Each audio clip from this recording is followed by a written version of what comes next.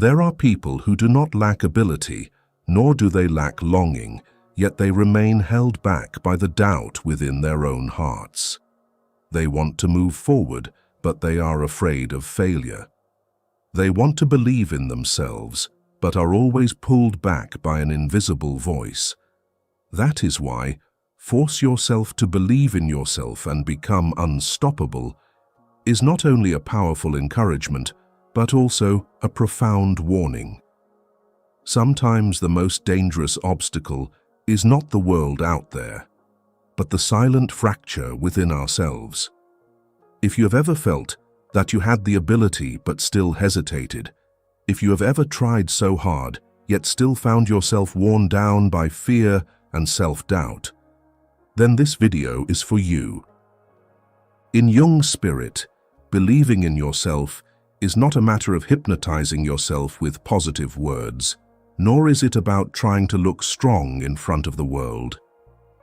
It is the journey of turning inward, looking directly into your own heart, recognizing the contradictions, the wounds, the bright parts, and also the dark regions you have always avoided. Only when a person understands themselves can they truly stand on their own side. Only when we stop running from ourselves can we gain a strength that no longer depends on praise, criticism, or outside validation.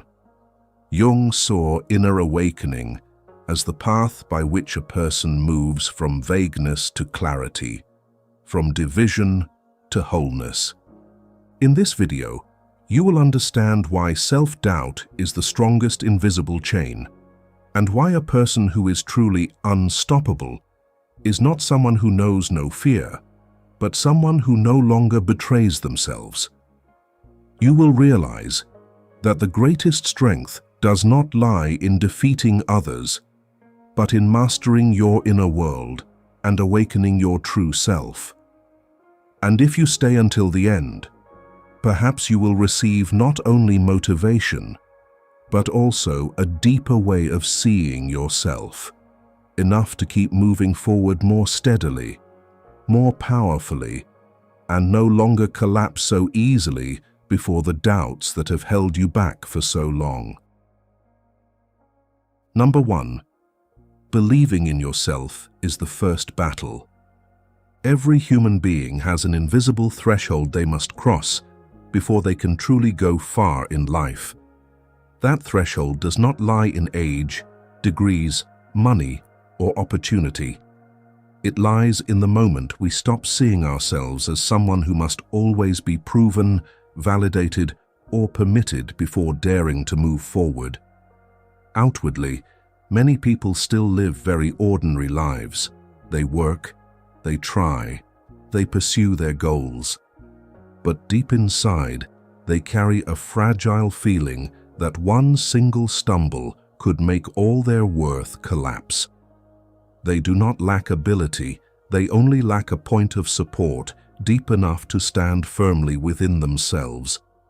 And because of that, the first battle is not overcoming adversity, but overcoming the silent habit of doubting the goodness that already exists within them.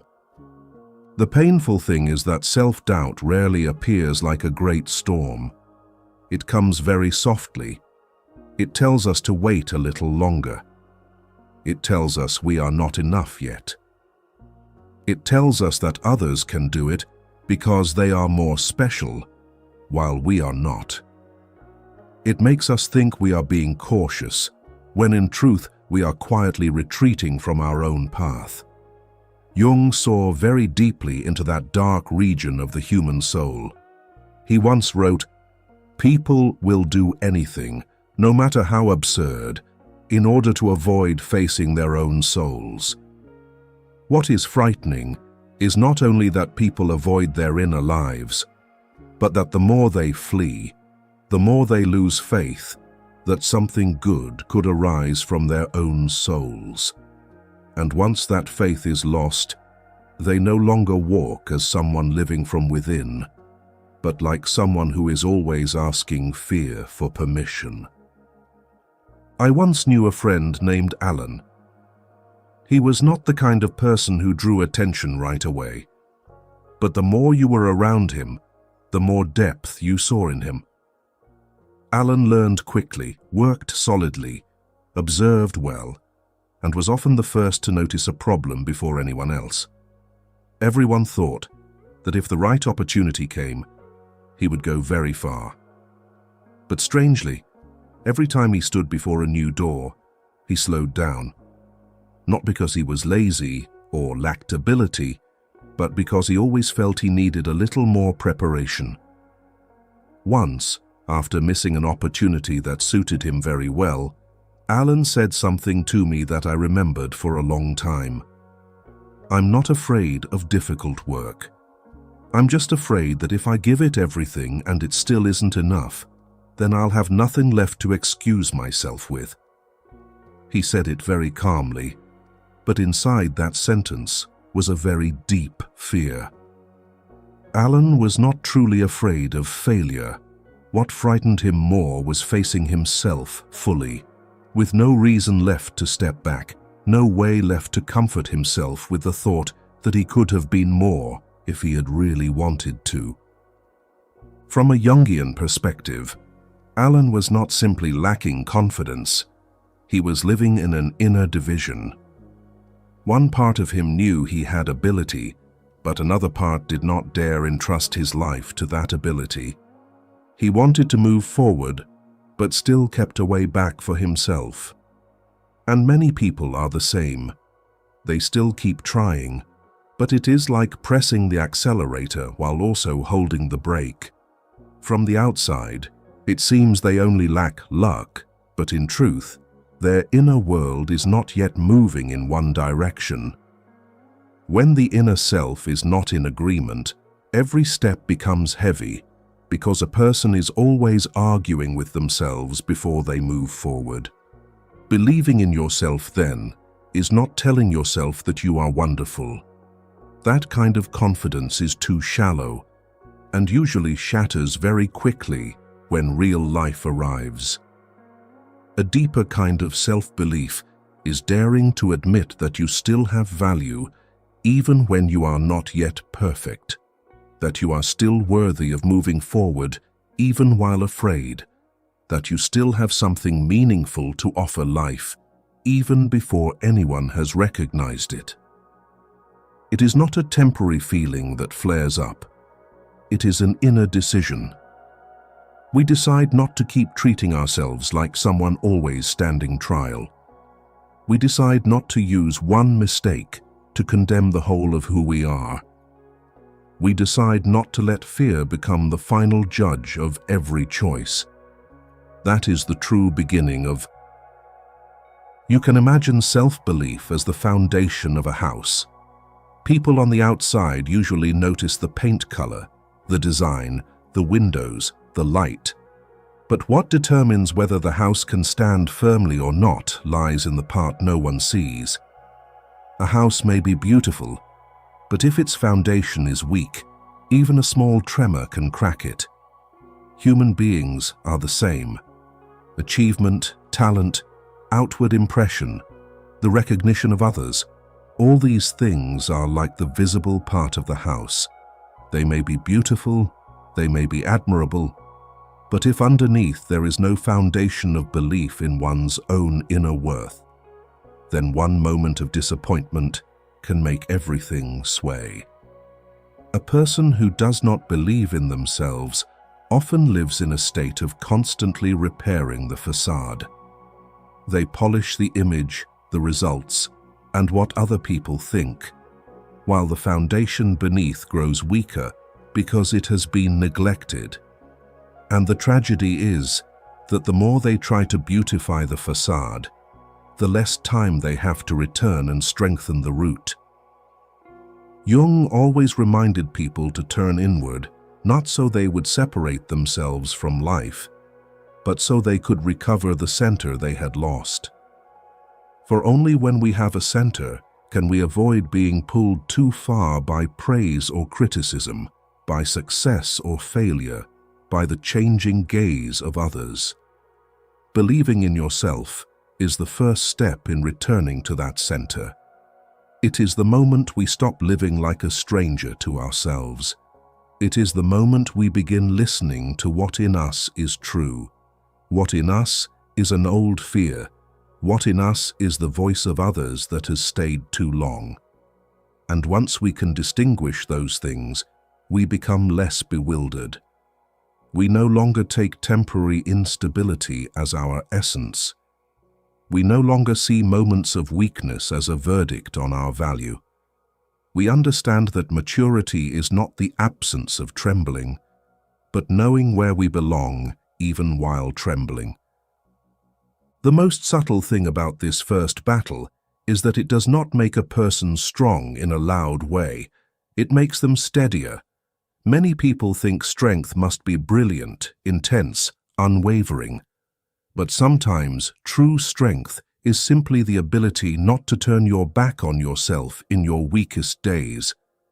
It is being disappointed without destroying yourself.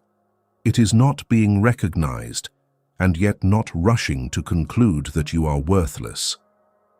It is knowing you still have many shortcomings and yet not rejecting the path you need to walk. A person who begins to believe in themselves may not become successful immediately, but they will live less in a state of betraying themselves, and that alone is already a very big change. The meaning here is that this first battle does not require us to become a different person. It only requires us to stop abandoning ourselves. When that happens, a person begins to live more truthfully, choose more truthfully, and walk with less inner division. From there, strength can begin to grow naturally. Not the strength of display, but the strength of someone who finally no longer sees themselves as the one who should be doubted most. And sometimes, just that alone can make an entire life turn in a completely different direction. Number 2. Self-doubt is an invisible chain. When a person begins to want to stand on their own side, they will soon touch a force of resistance far deeper than surface fear, self-doubt. It does not make us collapse at once, and it does not appear loudly like a great collision. It simply walks silently beside us in the most important decisions, making us slow down at the very moment we need to move forward, making us withdraw at the very moment we need to open up, making us feel as if we are still missing something before we have the right to believe in ourselves. That is why self-doubt is not merely a passing feeling. It is a very quiet kind of imprisonment. It holds a person back, not with walls, but with a vague sense that they are not enough to fully live into what they could become. And the most dangerous thing is that this chain makes almost no sound.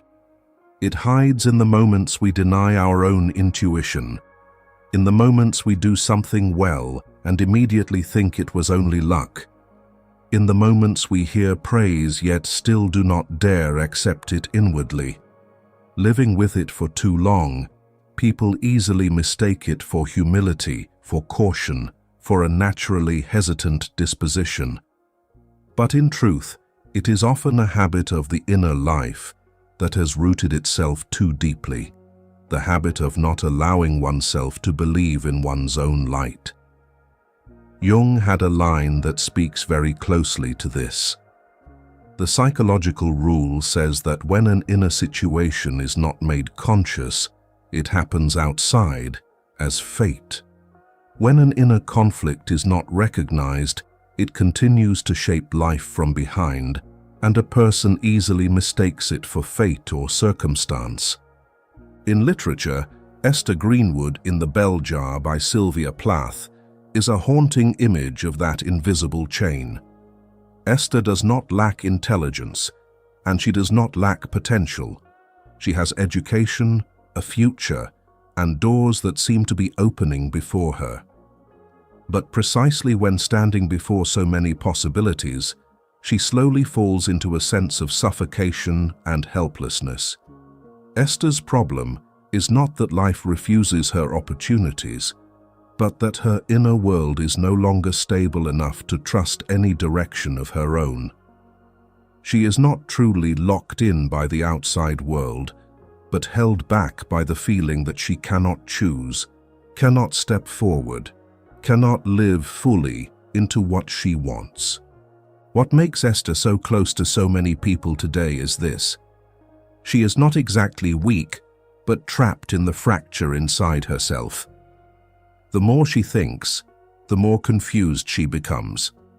The more she looks ahead, the more every path seems able to lead to some failed version of herself. This is precisely the mechanism of self-doubt in modern life. Many people do not truly lack ability. They only lack an inner point of support, strong enough to believe that they can choose, can make mistakes, and still have the right to keep going. When that belief is absent, a person lives very close to what they want, yet always stops right at its threshold. From a psychological perspective, self-doubt is often not born from the present, but fed by past experiences that have sunk into the unconscious. A criticism heard too many times, a period of constant comparison, an environment that only recognizes us when we perform very well, all of it can leave behind a silent conclusion. I only have value when I make no mistakes. Later, even when circumstances have changed, that conclusion remains. It becomes an inner voice that sounds like reason, but is in fact a fear that has grown familiar. In Jung's spirit, when unconscious content is not brought into the light, it continues to control how we see ourselves, how we see others, and how we see our future. That is why many people think they are evaluating themselves very realistically, when in fact they are only repeating an old verdict in more mature language. Self-doubt, then, is not simply thinking badly about yourself. It is a psychological structure that distorts the relationship between a person and their own ability. When it is strong enough, a person no longer enters opportunity with full presence. They enter with half their energy used to act, and the other half used to guard against the possibility that they may not be good enough. They live while watching themselves live. They act while already preparing excuses in case things go wrong. And a life like that may look fine from the outside, but inside, it is exhausting. It is like wearing a soft chain around your ankle, not painful enough to make you collapse right away, but enough to make every step heavier than it should be. If an image is needed to see it more clearly, self-doubt is like a layer of mist covering the inner mirror. The mirror is still there. Our real face is still there too. But because the mist is so thick, we can no longer see ourselves clearly. We begin to believe the distorted image before us, that we are truly lesser, truly weaker, truly more fragile than we are. And from that distorted image, we make distorted decisions. We choose smaller than our ability, quieter than necessary, safer than what the heart truly wants. The tragedy is that the mist is not the true nature of the mirror, but if we do not wipe it away, we may live our whole lives according to a false image of ourselves. Jung did not advise people to defeat doubt by forcing themselves to be positive. What he suggested was far deeper. Make what lies hidden beneath become conscious. That means instead of immediately believing every self-denying voice in the mind, we begin to see them as psychological traces that need to be understood. Instead of assuming, "I'm not enough," we learn to ask where that voice came from, when it was formed, and why it has such great power in our lives. Just by recognizing its true nature, the chain has already begun to loosen. So much of the strength of doubt comes from how cleverly it hides itself. Once it is named, it is no longer completely invisible. So what you need to do is begin with one very small but very real action. Whenever a sentence of self-denial appears in your mind, do not immediately believe it. Write it down. Then shift your way of seeing it from, "This is the truth about me," to, "This is a voice inside me." That small change alone is enough to create distance between you and the doubt. And from that distance, you will gradually see more clearly. Not everything you think about yourself is the truth, and not every fear deserves to be given the wheel. If you have ever lived with the feeling of wanting to move forward, yet always being held back by an invisible force, perhaps this part touches you in a very personal way. You may share your thoughts, or simply keep for yourself one honest sentence after listening. What is the voice of doubt that has stayed with you the longest? Sometimes the journey of loosening the chain does not begin with a dramatic breakthrough, but with the moment we finally become gentle enough and honest enough to look straight at what has been binding us. Number 3. If you want to be strong, you must stop betraying yourself.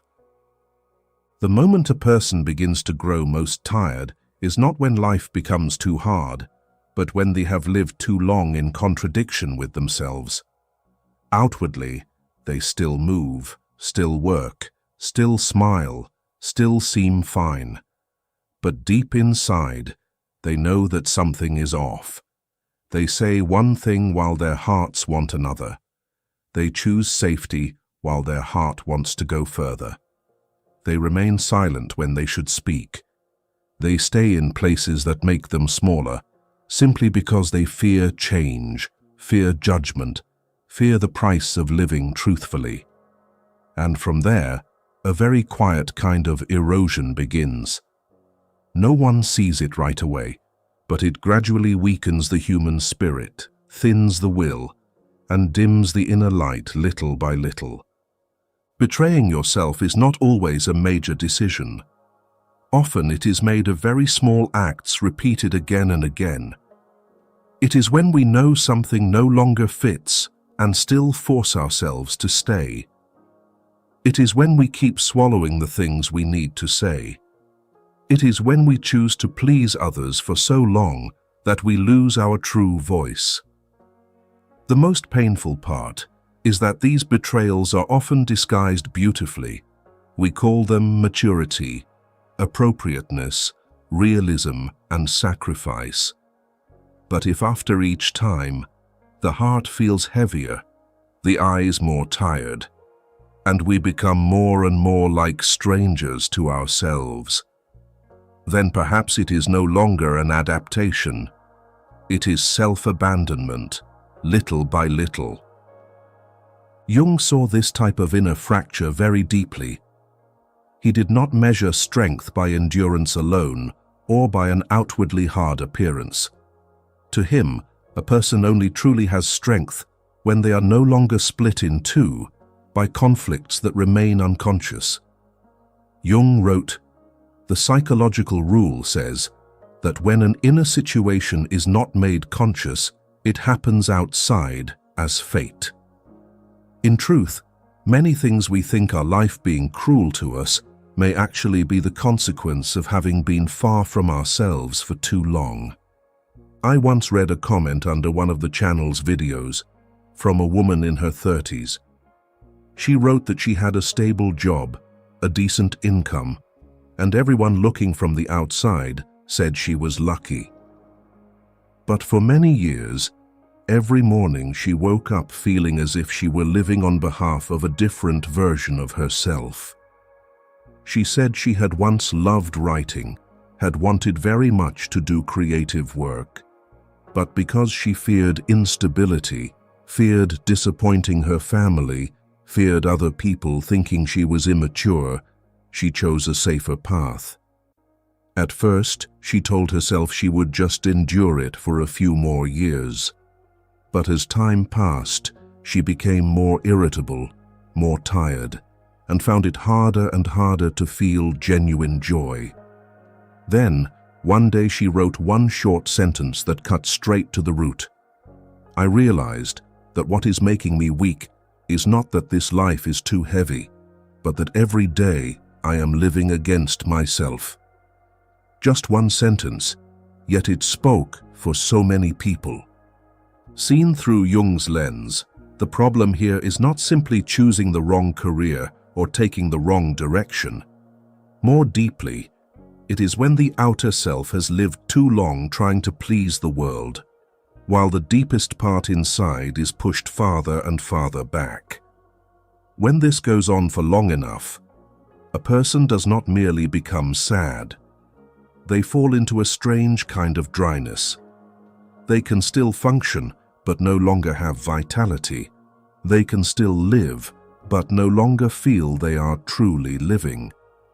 For their psychic energy is no longer flowing in one direction. It is being consumed by keeping the outer shell and the inner life from crashing into each other too violently. That is why some people appear fine on the surface, yet inside are so tired they no longer know what they are striving for. Not because they are weak, but because they have been carrying too long the burden of a life that does not belong to them. You can imagine it as a musical instrument that has been tuned incorrectly. Outwardly, it still has its shape, still looks polished, still may be placed in an honored position. But the moment it is touched, the sound that comes out is always slightly off. Not so discordant that everyone notices at once, but enough for the player to know something is wrong. Human beings are like that too. When we repeatedly betray ourselves, we can still live, still speak, still smile, still fulfill many roles. But the sound that comes from our lives is no longer clear. It lacks a true resonance. It no longer makes us feel we are in the right place in our own lives. And the longer an artist keeps trying to play on a wrongly tuned instrument, the more exhausted they become. The longer a person keeps trying to live a life that is against themselves, the more strength they lose. Jung did not teach people to shatter every limit impulsively. He did not encourage the idea that to live means doing whatever you like at once. What he aimed at was far deeper: to become conscious of what in your life is hurting your very being. Perhaps you cannot leave right away, a place that no longer fits. Perhaps you cannot change everything that has bound you for many years. But even in that situation, there is still one very important step. Stop lying to yourself. Stop calling prolonged exhaustion normal. Stop calling a lifeless existence a stability. Stop calling self-abandonment maturity. The moment a person begins to name the truth of their life accurately, a process of recovery has already begun, even if outwardly nothing major has changed yet. This explains why some people, after daring to live more truthfully, do not necessarily have easier lives immediately, yet their eyes are different. They are less tense. Their faces are gentler. There is a quality of presence in the way they move that was not there before. The reason is simple. They no longer spend so much energy resisting themselves. A large part of inner strength does not come from gaining new ability, but from no longer wasting oneself in old conflicts. When what we live comes closer to what we are, vitality naturally returns. Not like a miracle, but like a stream that is finally allowed to flow in the right direction. Perhaps the most painful thing about betraying oneself is that it often begins with a very human fear. The fear of disappointing someone, of being seen as unusual, of paying the price for one's honesty. That is why we should not look at people who are living out of alignment with themselves as weak or indecisive. Often, they have simply grown too used to placing the needs of the world above the call of their own soul. They are not bad, not wrong. They have only forgotten that they too need loyalty. And when they remember that, they often feel both pain and relief. Pain, because they realize how long they have neglected themselves. Relief, because they can finally name correctly what has been exhausting them all this time. The deepest lesson of this part may perhaps be contained in one very simple truth. No one can become strong while silently leaving themselves behind every day. We may endure it for a while, perhaps quite a long while, but endurance cannot replace truthfulness. At some point, the inner life will always demand its voice back. And when that voice rises, what we need is not to force it quiet again, but to become gentle enough to listen. From that moment, true strength begins to form. Not the strength of a person who is no longer afraid, but the strength of a person who finally no longer wishes to live as a stranger to their own soul. Number 4. Strength begins when we understand ourselves. Can a person truly become strong if they are still strangers to their own inner world? After realizing that they can no longer keep betraying themselves, the next thing a person must do is turn inward to understand themselves. Not understand themselves in terms of a few familiar personality traits, but understand the quiet currents that shape how they think, how they choose, and how they limit their own lives. Many people are not weak because they lack willpower. They are weak because they have lived too long in a fog. They do not understand why they keep repeating the same type of reaction, why such small things can touch them so deeply, and why outwardly everything may seem fine, while inwardly a heaviness always remains. For Jung, understanding yourself is not an idle pleasure for reflective moments, but a very necessary step in maturity. When a person is unaware of what is truly operating in their inner world, they easily think they are living freely, when in fact they are being led by old patterns, old fears, and old wounds.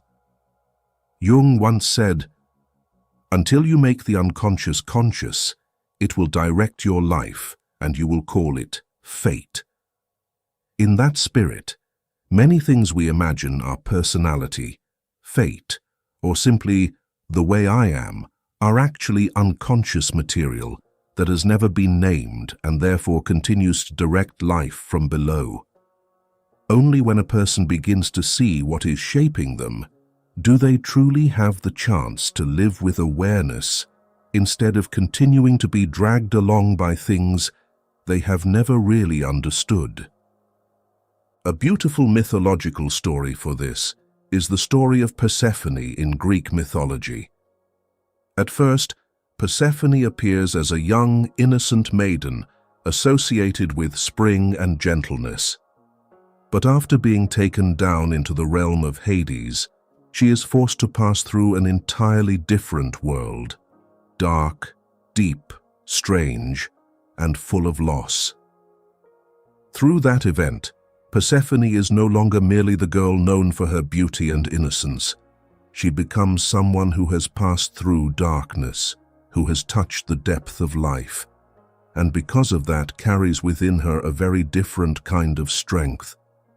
She is not strong because she has never suffered, but because after passing through a deep realm of her own fate, she is no longer the same person she was before.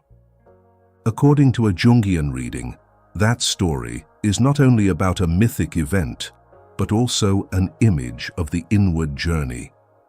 Some kinds of strength cannot be born while a person lives only on the surface, defined only by how they appear from the outside or by what is easily seen.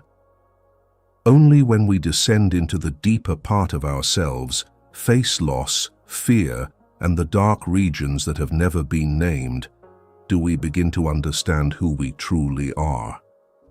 And it is from that understanding that a steadier, deeper kind of strength can be formed. So understanding yourself is not merely naming a few surface personality traits. It is not only knowing whether you are introverted or extroverted, sensitive or rational. That is only the visible part. Understanding yourself goes much deeper.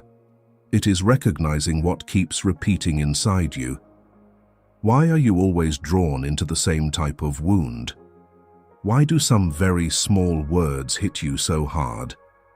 Why every time you come close to a turning point, you suddenly hesitate? Jung called the process of becoming oneself individuation, the process by which a person gradually integrates consciousness and the unconscious in order to live in greater continuity with the deeper self. In standard summaries of Jung's thought, this is one of the central concepts of analytical psychology. If an image is needed to see this more clearly, understanding yourself is like entering the engine room of your own ship for the first time. Before that, you only stand on deck, looking at the sea, at the wind, and thinking that all movement is determined by outside conditions. But once you go below, you begin to see which gears are jammed, which indicators are misaligned, which engines are overloaded. The ship is still the same ship, but from the moment you see the inner system, you are no longer as helpless as before.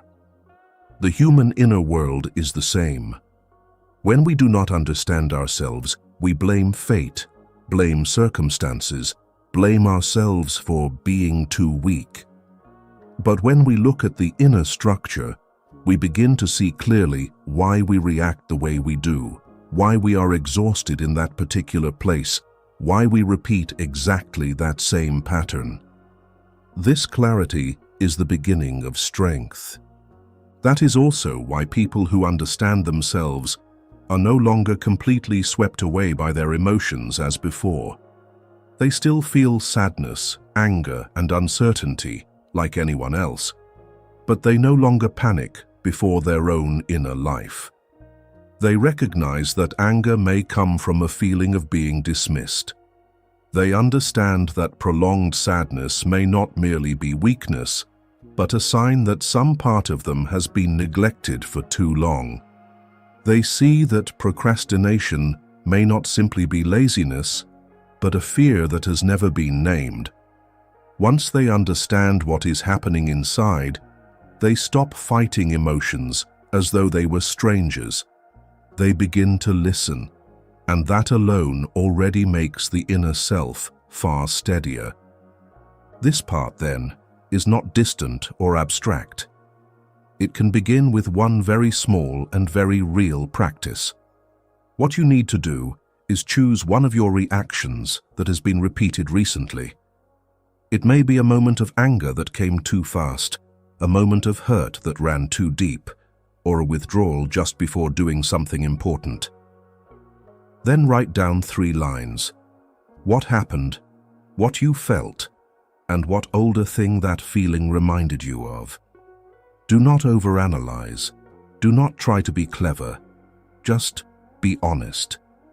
If you do this a few times, you will begin to see patterns that you were only living through before, without ever truly seeing them.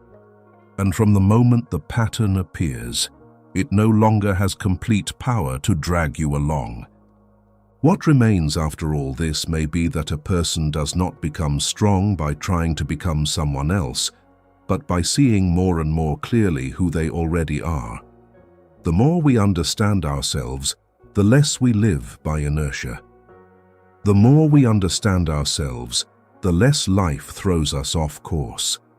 The more we understand ourselves, the more clearly we can distinguish the true voice of the self from the old echo of fear. If this part touched you, leave one very short line under the video. Know myself. Because when a person begins to see themselves clearly, that is also the moment they lay the first stone for a kind of strength that is steadier, truer, and no longer so easily carried away. Number 5. If you do not face your darkness, you cannot become steady. If understanding yourself is the first step towards strength, then facing the dark part within you is what determines whether that strength is deep enough. There are people who look fine from the outside, calm, rational, composed. Yet the moment some small event touches the crack within them, they immediately lose balance. Not because they are weaker than others, but because there are regions in the inner world they have never truly entered.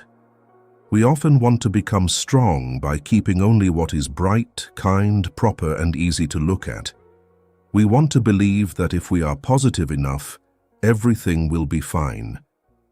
But inner life does not work that way. What is denied does not disappear. It only retreats farther down, more hidden, and silently waits to return one day with greater weight. Darkness here is not only evil in the moral sense. In Jung's spirit, it also includes the feelings we do not want to admit, the desires we are ashamed of, the anger we try to hide, the wounds we do not dare name, the jealousy, helplessness, hurt, and vulnerability we want to keep hidden even from ourselves. Many people think maturity means knowing how to control, repress, and conceal. But control is not the same as transformation. Some things, the more they are pushed down, the denser and heavier they become in the unconscious, and eventually they no longer appear in their original form. They rise as excessive irritability, unexplained sadness, judgment toward others, emptiness, and reactions that even we ourselves do not understand. Everyone has encountered a very ordinary kind of story like this. Someone lives in a fairly orderly way, always tries to maintain the image of being calm and kind. They rarely lose their temper, rarely complain, and always appear understanding. And then one day, because of one small piece of criticism at work, they explode with a force far beyond what the situation warranted.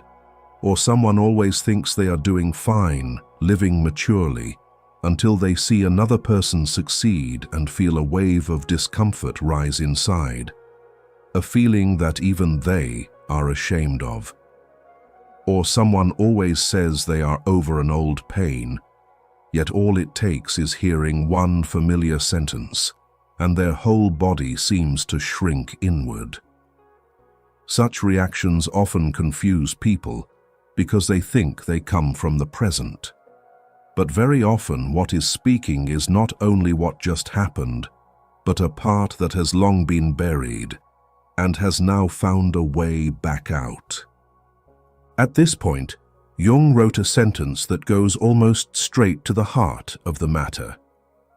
One does not become enlightened by imagining figures of light, but by making the darkness conscious. That sentence is not comfortable, but it is true. If we only tend to the beautiful part of ourselves and never dare enter the dark part, we are only building a stable appearance, not a truly steady inner life.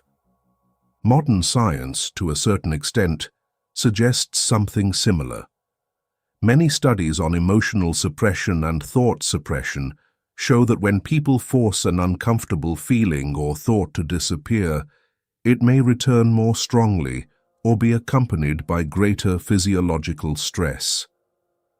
Some reviews and experiments note a rebound effect, meaning avoided content increases after suppression, and that suppression in many contexts is linked to higher physiological stress activation, even though results still depend on context and how they are measured.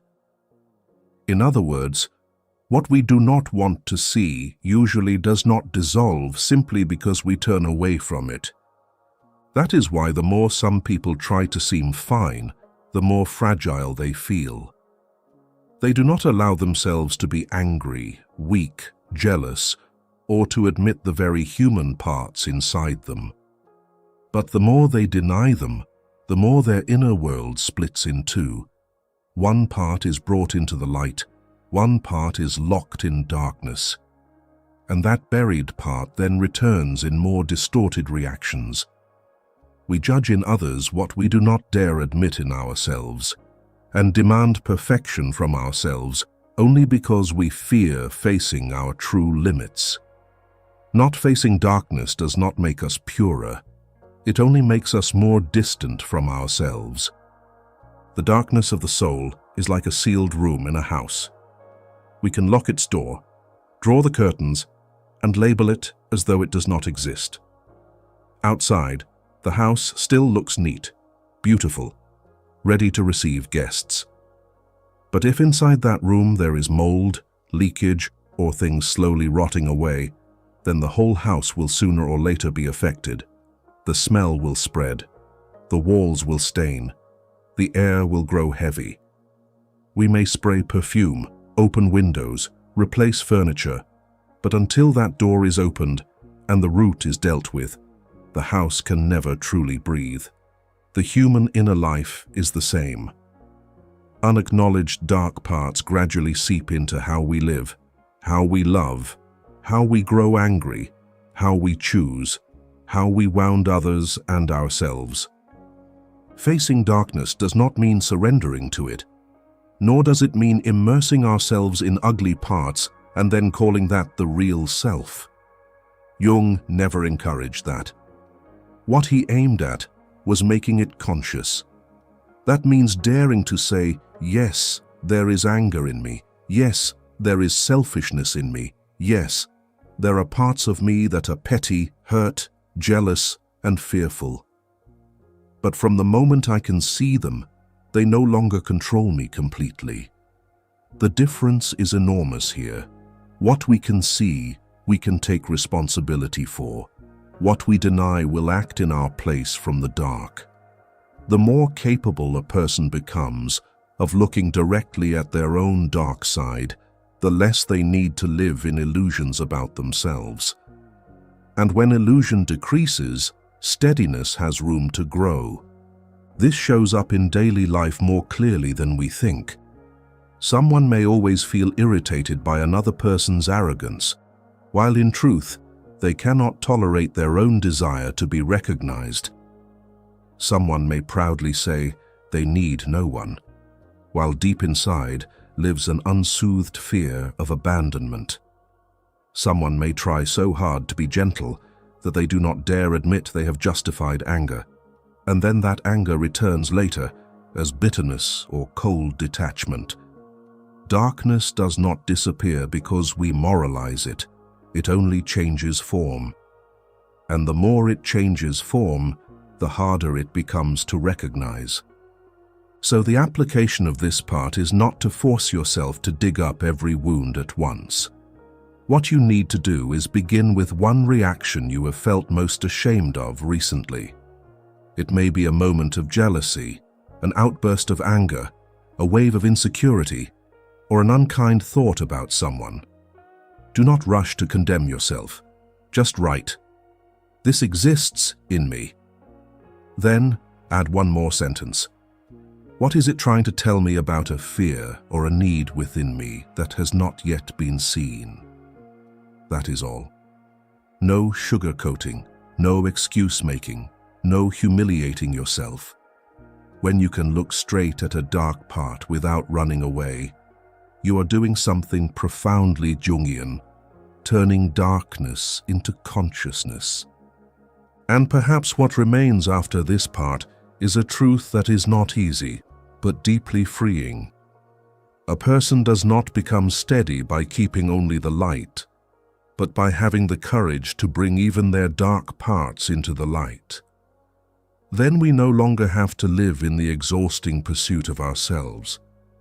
We begin to come back together from within, not because we are more perfect, but because we are more truthful. And sometimes that truthfulness is the deepest foundation of peace. Number 6.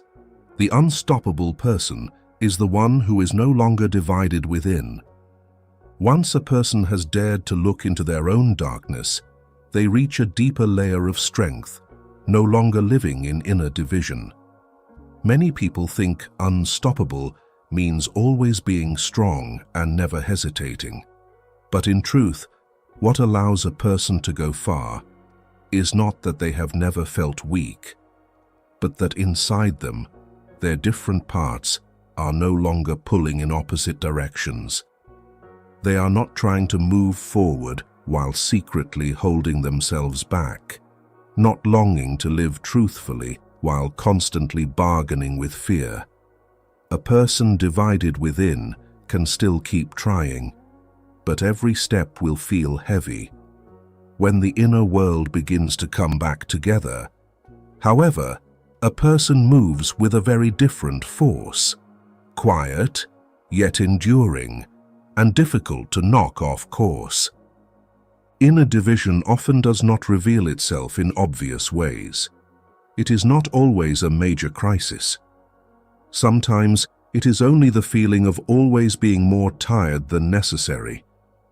It is finding even a small decision strangely heavy.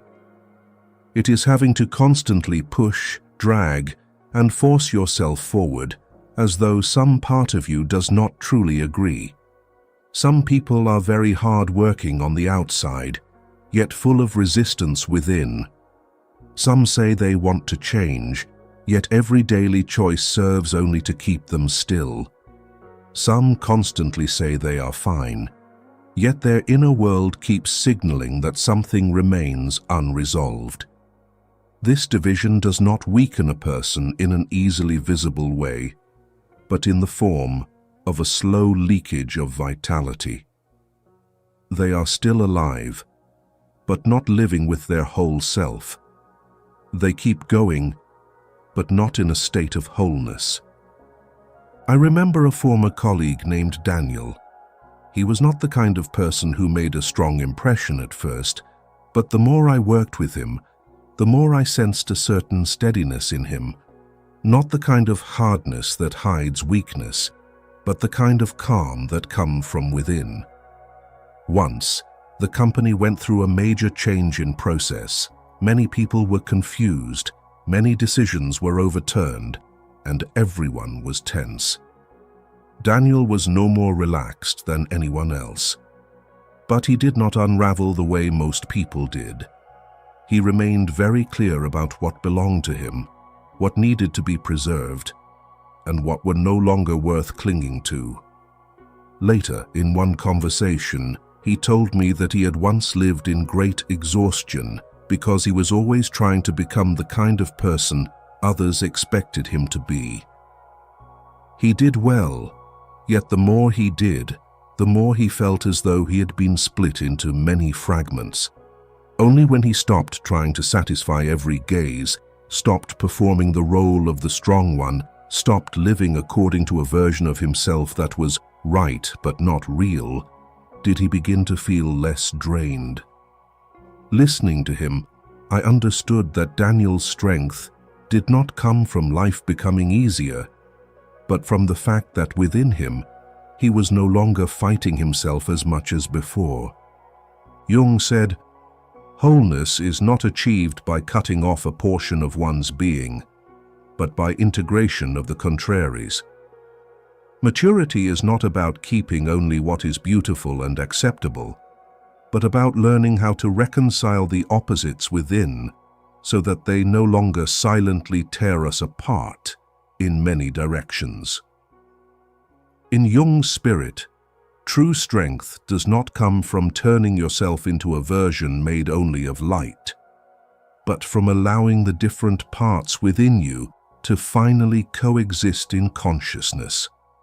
And once the inner world becomes less divided, a person begins to walk with a force that is very steady, very deep, and very difficult to knock out of alignment.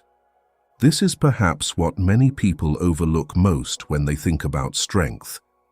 We often assume that being strong means eliminating weakness, cutting off softness, erasing hesitation, and becoming consistent in a rigid, stone-like way.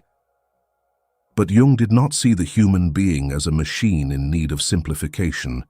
He saw the human being as a living world, layered, many-sided, always containing opposites, strength and softness, reason and instinct, light and darkness, stability and chaos, courage and fear.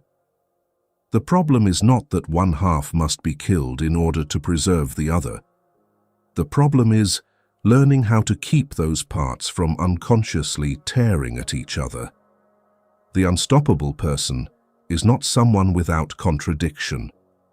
They are someone conscious enough that contradiction no longer tears apart the direction of their life. The easiest image for this may be a carriage pulled by 4 horses, each running in a different direction. From the outside, the carriage still seems to be moving. The person sitting inside still feels they are trying very hard. But the more they push, the more the carriage shakes, wears down, and struggles to go far. Not because there are not enough horses, but because the force is scattered. Human beings are the same. When one part of us wants to grow while another part wants only to hide, when one part longs for freedom while another is addicted to approval, when one part knows what is true while another still clings to an old role, all our life energy gets torn in many directions. We easily mistake that exhaustion for life being too heavy, when in fact, a large part of the burden comes from the civil war within. Only when those horses finally begin looking in the same direction does true strength appear. That is also why some people are not especially outstanding, not especially loud, yet they endure so well. They do not need to prove too much. They do not need to keep encouraging themselves with forceful slogans. They simply live in a more coherent state. What they believe does not betray what they choose. What they choose does not betray what they understand about themselves. What they understand about themselves is no longer distorted so much by the fear of pleasing others. A person like that is not invincible in the sense of never stumbling, but they are very hard to defeat for long because their point of support no longer lies entirely outside themselves. And that is the deeper meaning of unstoppable, not impossible to wound, but difficult to disintegrate. The practical application here does not lie in becoming a perfect version of yourself overnight. What matters more is beginning to recognize the directions in which you are being split. Perhaps you say you want a peaceful life, yet every day you keep feeding habits that make your inner life more chaotic. Perhaps you say you want to go further, yet every important decision continues to serve your staying in the familiar zone. Perhaps you say you want freedom, yet you still hand over the power to define your worth to other people. When you begin to see these misalignments, do not rush to blame yourself. Simply write down 2 very short columns: what I say I want and what I am actually feeding. This small exercise is simple, but it can reveal divisions that we have lived with for so long that we no longer notice them. Then, instead of trying to fix your whole life at once, choose the greatest point of misalignment and make it slightly less misaligned. Just slightly. If you always say you need peace, but every day throw yourself into things that drain you, cut out one source of noise from your life. If you say you want to live truthfully but still remain silent where you need to speak, practice saying one small but honest thing. The unstoppable person is not born from impulsive attempts to change everything. They are formed through repeated moments of bringing the inner self closer together, little by little, until what they think, what they believe, what they choose, and what they live are no longer so far apart. Number 7. Real confidence is not born from illusion. Daniel once told me that there had been a period in his life when he lived inside a feeling that seemed very solid. He worked fast, spoke firmly, and maintained such a steady appearance that everyone around him thought it was confidence. He had believed that too. He thought that if he looked strong enough on the outside, then the inside would eventually become strong as well. But the longer he lived inside that image, the more tired he became. Not because the work itself was too much, but because he constantly had to keep that version of himself from cracking. And from Daniel's story, we arrive at something deeper. There are things that look very much like confidence, but are really only a shell built to conceal insecurity. Real confidence is not born from that kind of illusion. This is also what many people fail to see about confidence. We tend to think confidence is the feeling of always being sure, always being positive, always believing that we will succeed. But that kind of confidence is very fragile, because it depends on whether life continues to support the image we want to maintain. One failure, one rejection, one mistake, and everything begins to shake. That is because what is standing there is not the real self, but the beautiful image we work so hard to preserve. And the more we must protect a perfect image, the more we fear the truth.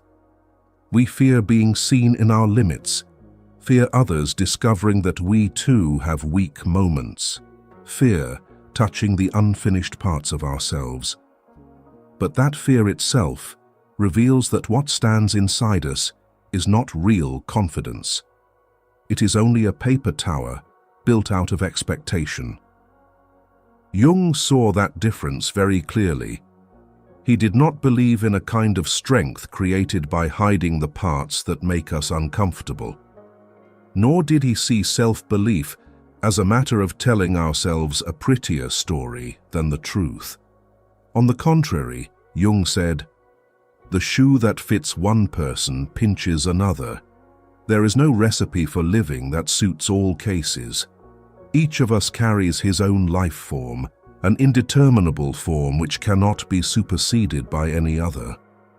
In that spirit, real confidence does not come from putting on an ideal human template, but from living in accordance with the unique structure of one's own inner world, rather than forcing oneself into a shape that does not belong to them. Illusion, then, is not only overestimating yourself. Sometimes it is the belief that you must become some perfect type of person in order to be strong enough, always decisive, always lucid, always clear about what you want. But the real human being does not function like a rigid model. The inner world has moments of clarity and moments of fog, moments of strength and moments of imbalance. When we force ourselves into an ideal template, we do not become more mature. We simply become distorted. We begin to despise our weaker parts, lose patience with ourselves, and gradually only allow ourselves acceptance when we are up to standard. That is why the more some people try to be confident, the more anxious they become.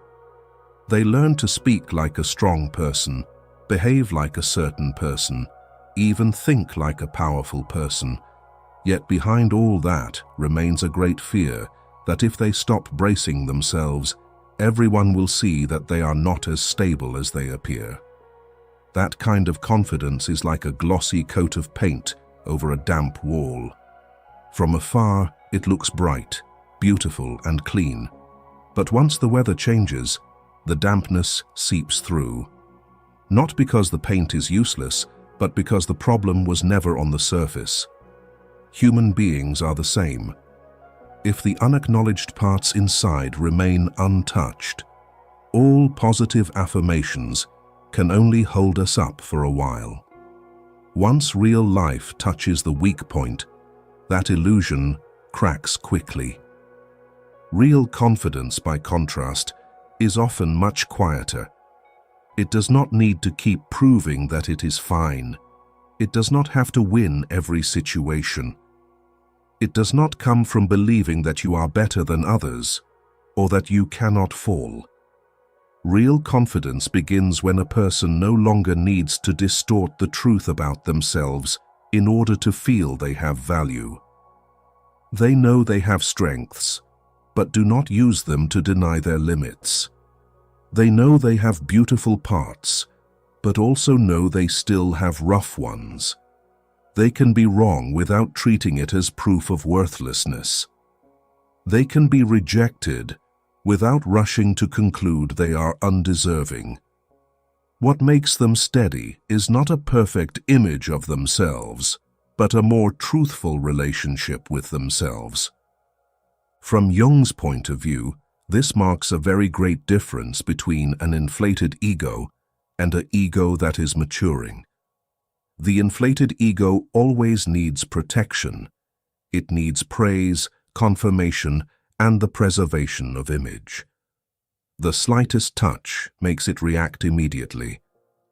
A maturing ego is different. It does not need to shout in order to prove its existence.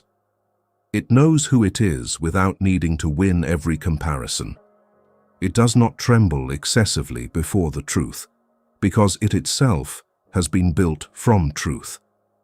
And that is why genuinely confident people are rarely very loud. They do not use their energy to convince others of their image. They use their energy to live more truthfully.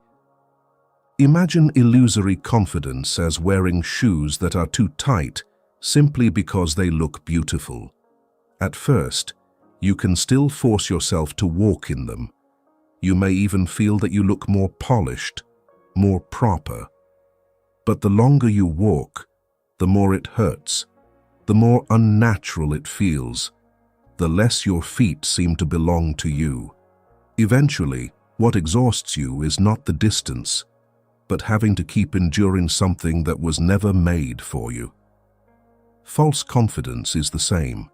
It may make you appear stronger for a moment, but it does not help you go far. Only confidence built on what truly fits your real self can carry you for the long term. That is why real confidence is never born from illusion.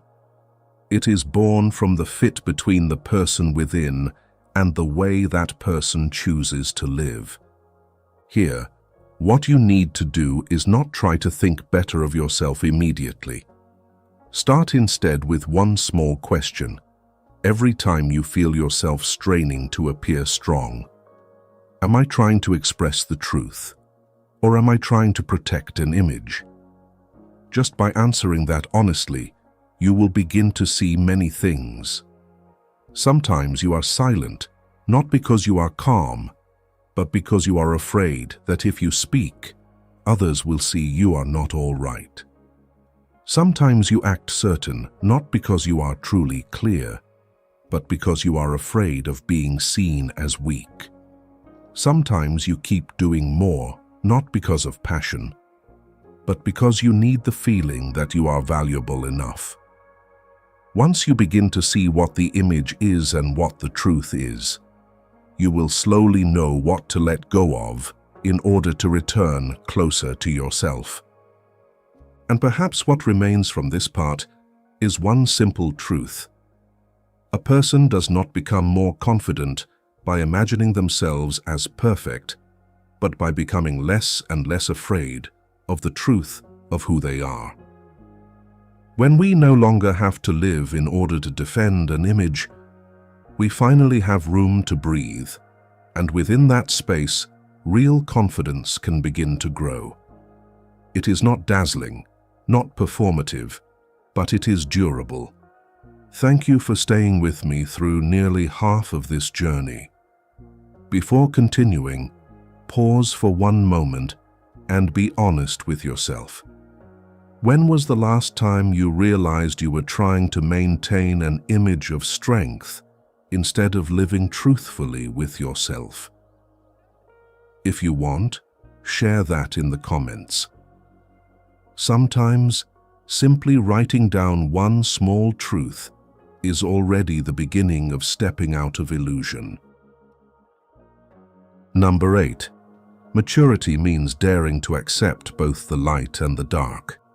Do you notice that once we stop living through the illusion of confidence, the next thing we are forced to learn is how to see ourselves more wholly? Because sooner or later, we come to understand that maturity is not about keeping only the parts of ourselves that are beautiful, acceptable, and easy to be proud of.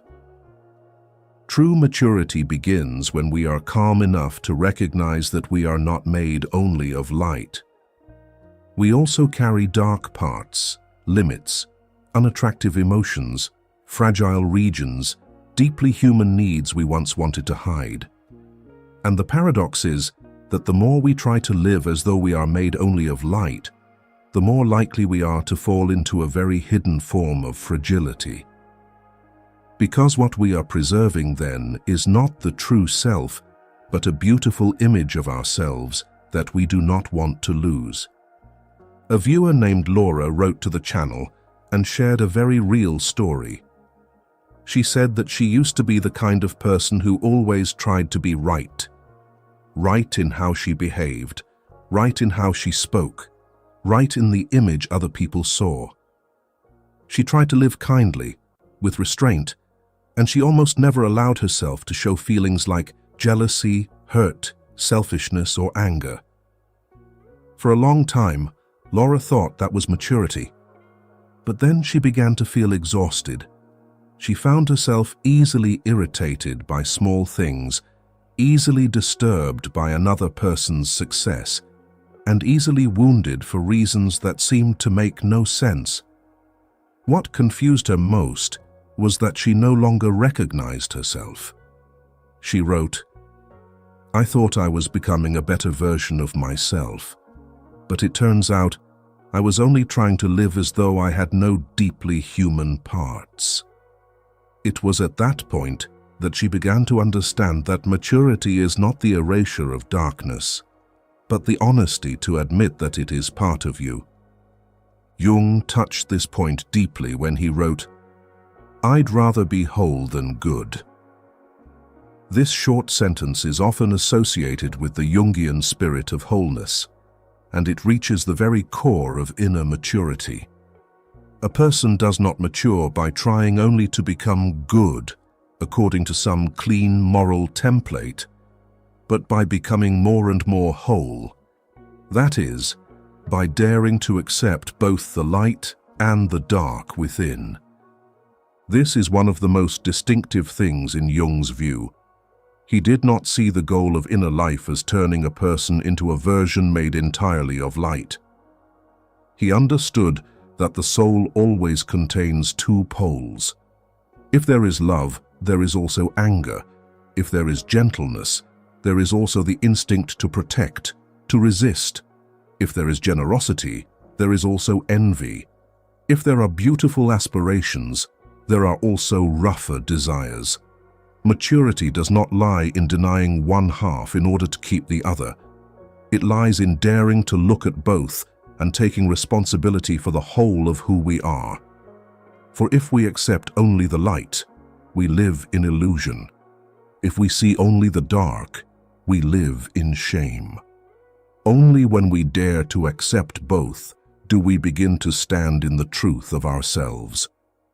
To picture this more easily, a mature person is like a piece of music made of both high notes and low ones. If it keeps only the bright, pure, beautiful notes, the music loses depth. It may sound pleasant for a moment, but it will not have enough richness to touch the heart. The soul is the same. Dark parts do not make us ugly simply because they exist. They become dangerous only when they are denied, hidden, pushed down into a place we refuse to look.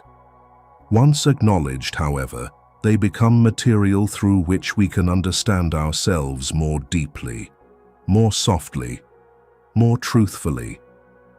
A person who knows they are capable of anger, yet does not let anger rule them, is steadier than the one who imagines themselves perfectly gentle. A person who dares to admit they have felt jealousy, yet does not let jealousy lead them, is more mature than the one who only tries to appear pure.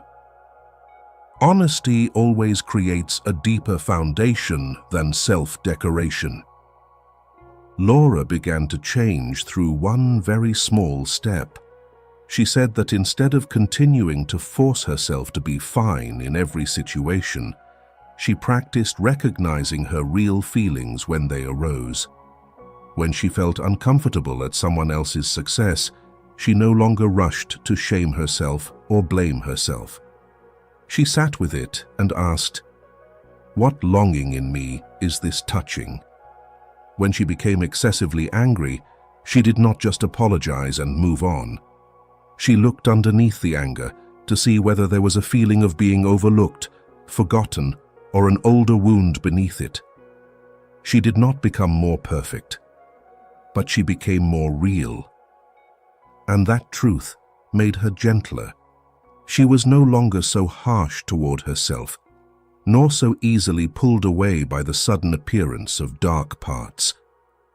From Jung's viewpoint, this is the true sign of an ego that is growing up. Not an ego that is always clean, but one broad enough to contain the contradictions of inner life without collapsing under them. A mature person is not someone who no longer has dark parts. They are someone who no longer panics when they see those parts. They know they can still envy, still be petty, still be weak, still be full of limits. But they do not take that as proof that they are inferior. They understand that this is part of the deeply human texture of psychic life.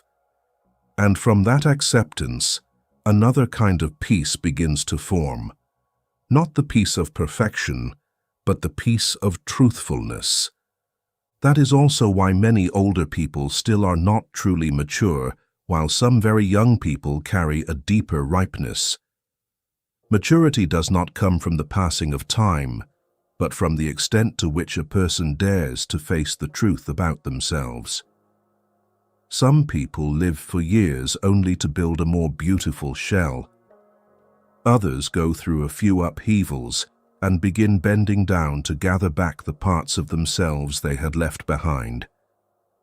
The latter are usually softer, less judgmental, and less easily pushed into extremes by life. Because they understand something very important. Everyone has a bright part to preserve, and everyone has a dark part that must be learned how to bring into the light. You do not need to understand every layer of your inner world after only one act of reflection. What matters more is beginning with one very small but very real thing. Whenever a feeling appears in you that makes you want to avoid it, deny it, or push it away as quickly as possible, pause for a moment and admit that it is there. You do not need to analyze it immediately, and you do not need to make it disappear right away. You only need enough calmness to see it. Because from the moment a feeling is correctly named, it is no longer fully in the dark. It enters the light of consciousness, where you can gradually understand why it has appeared, what it is touching, and what it is trying to say about the deeper, hidden part within you. Often, the first step of transformation does not lie in fixing yourself immediately, but in no longer fleeing what is truly happening in your heart.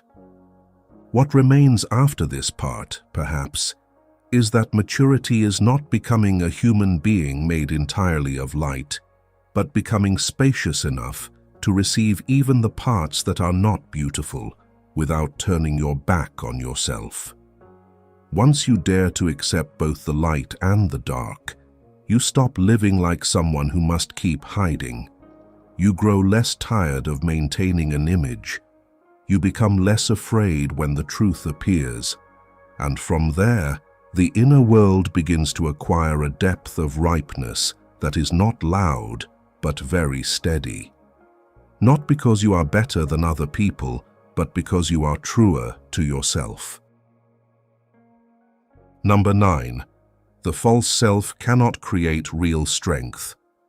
And once a person has begun to accept both the light and the dark within, they will gradually come to see another, harder truth.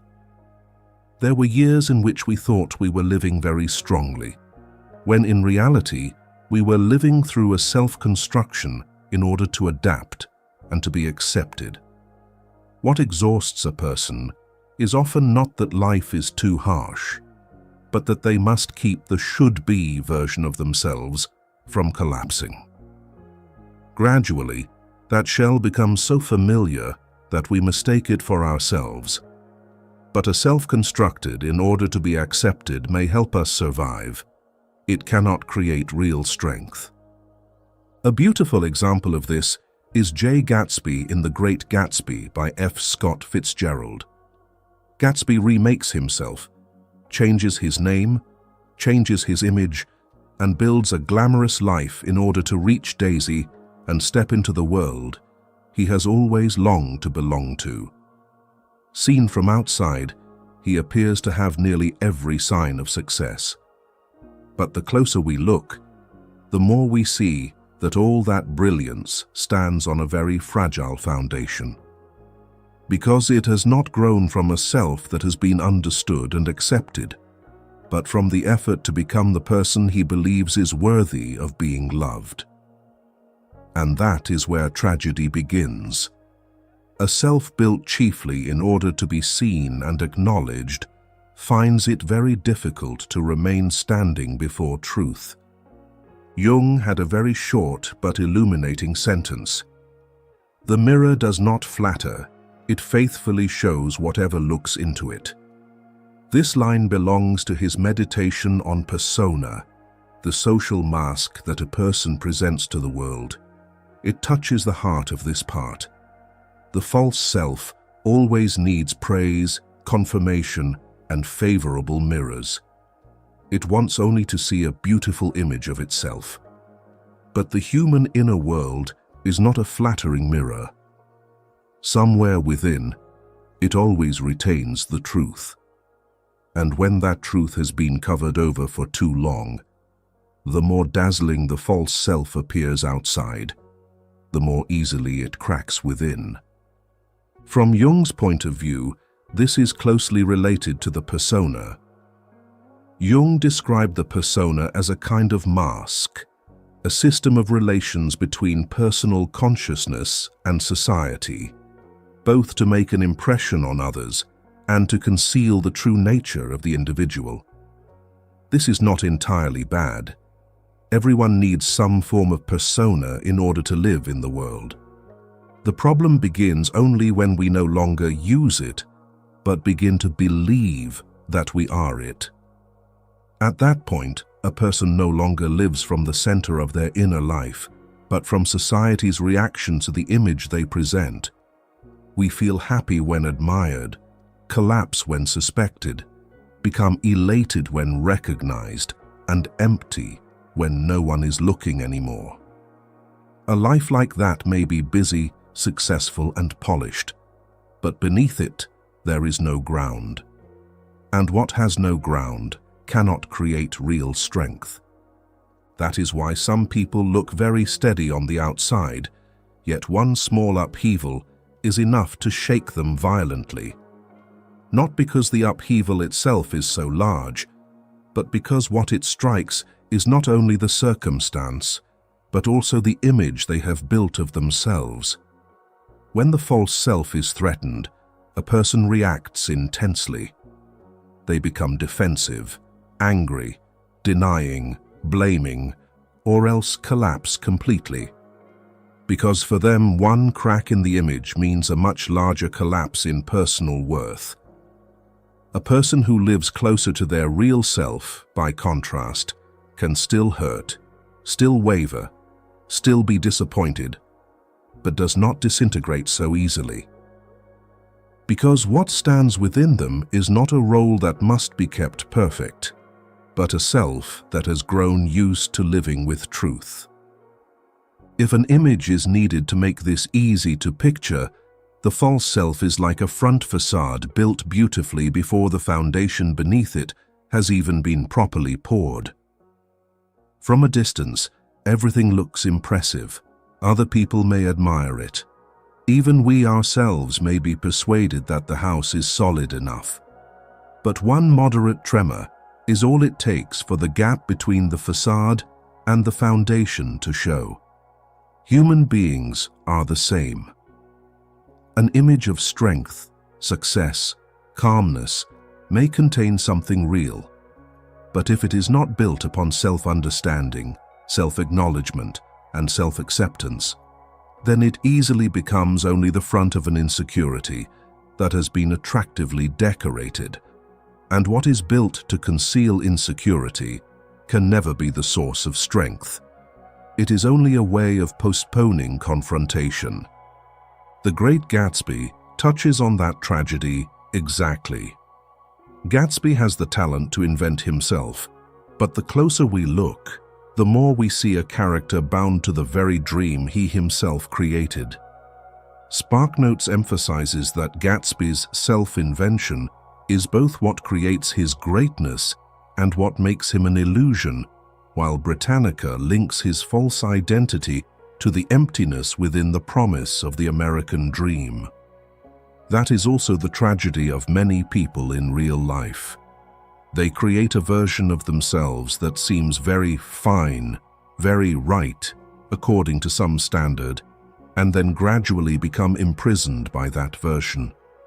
They no longer dare to be wrong, dare to be weak, dare to confess the unfinished places in themselves because they fear the whole image will collapse. But real strength never comes from never being allowed to crack. It comes only when a person stops using image as their final refuge. Jung would not tell us to throw away persona entirely, nor would he call for some impulsive kind of authenticity that rejects every social role. What he sought is much more subtle. Know what role is and what is its essence. Know when you are using the mask and when you are beginning to lose yourself inside it. A mature person can still be highly professional, composed, capable in the outer world, but inside, they do not confuse role with identity. They know their work is not the whole of who they are. They know praise is not the final truth of their worth. They know the social image is only a necessary garment, not the flesh of the soul. That distinction makes them more durable, because they no longer have to spend their whole life protecting a mask. This part becomes very applicable to life if we dare to be a little honest. What you need to do is pay attention to one recent situation in which you reacted too strongly when your image was touched. It may be a moment of criticism, misunderstanding, comparison, or simply not receiving the recognition you had hoped for. Then, instead of immediately asking, "What did I do wrong?" try looking in a different direction. What in my image of myself is being threatened so strongly? Am I protecting the truth, or am I protecting a role? That question alone will reveal many things. And from that moment, you begin to have the chance to return closer to your real self. What remains after this part may be one truth that is both very direct and very gentle. The false self may help us be noticed, admired, even seen as strong in the eyes of others, but it cannot give us a strength real enough to pass through life without losing ourselves. Only what is built from truth can stand before truth. And perhaps the deepest maturity is not creating a more beautiful image of yourself, but ceasing to use that image as a substitute for yourself. Number 10. Master your inner world before conquering the world. Many people spend almost their entire lives learning how to conquer the outer world, yet forget something far more important. If there is still chaos within, even outward victories will struggle to bring real peace. We may succeed, be recognized, go farther than others, but as long as the inner world remains full of unconscious reactions, unnamed wounds, and silent anger that has never been understood, life will remain under tension. Not because the world is too harsh, but because within us there is still no one truly holding the wheel. That is why mastering the inner world is not a secondary matter. It must come first, if a person does not want to rise while losing themselves. At this point, what must be seen clearly is that the outer world is often not the true cause of our disturbance. It merely touches what is already there inside us. A small criticism can make someone feel completely rejected. Another person's success can suddenly make the heart feel heavy. A new relationship can awaken a very old fear. When we do not understand that, we easily assume we are exhausted because of circumstances. But many times, what is really speaking is the echo of something within us that has never been fully faced. I once knew a designer living in Portland, Oregon.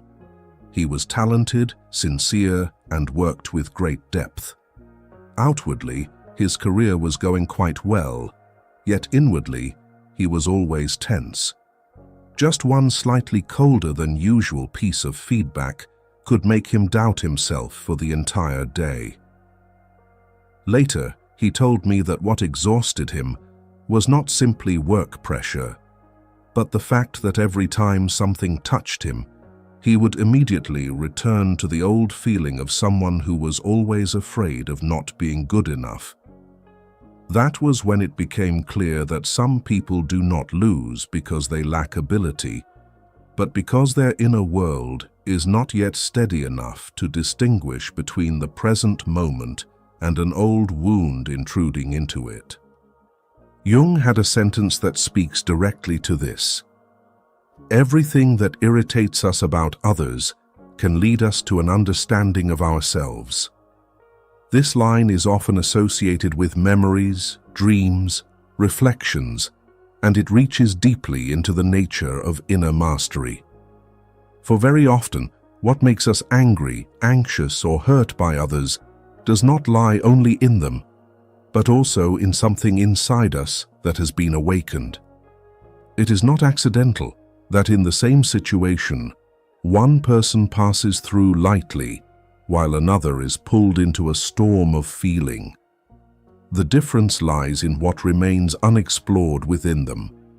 And seen in that light, mastering the inner world does not mean forcing yourself to feel nothing, but learning to understand where the feeling is coming from, what it is trying to protect, and what part of you it is speaking for. In a way of seeing close to Jung, the inner world is not only where present thoughts reside, it is also where old patterns, emotional memories, and reactions learned long ago are stored. That is why, when a situation happens, we never respond only to that situation itself. We also respond with everything in us that remains unresolved. A present-day remark may touch the old feeling of having been dismissed. A very small silence may awaken the fear of abandonment. An ordinary competition may bring an old insecurity back to life.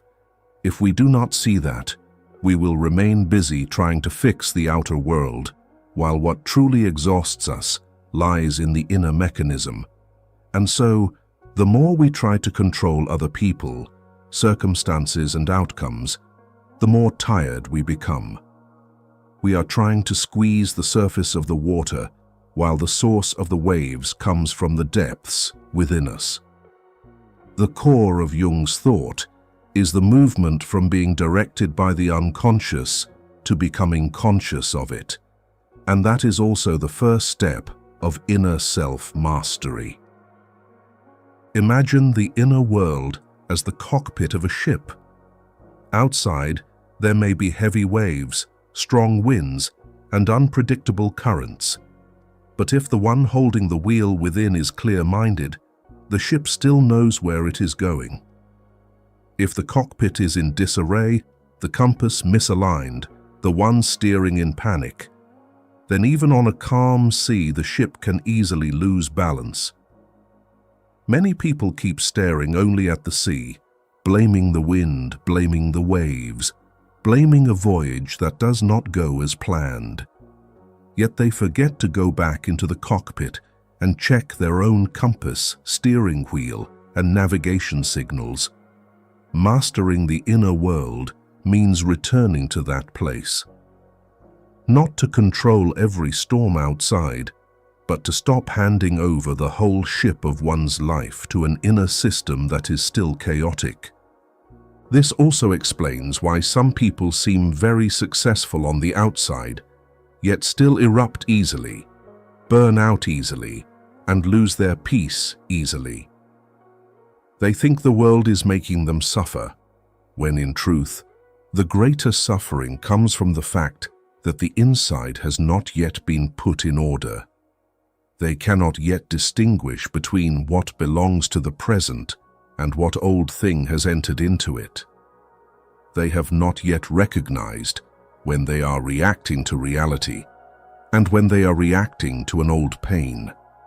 And as long as that remains the case, they will continue to be strongly controlled by outer circumstances. A single criticism can make them doubt their entire worth.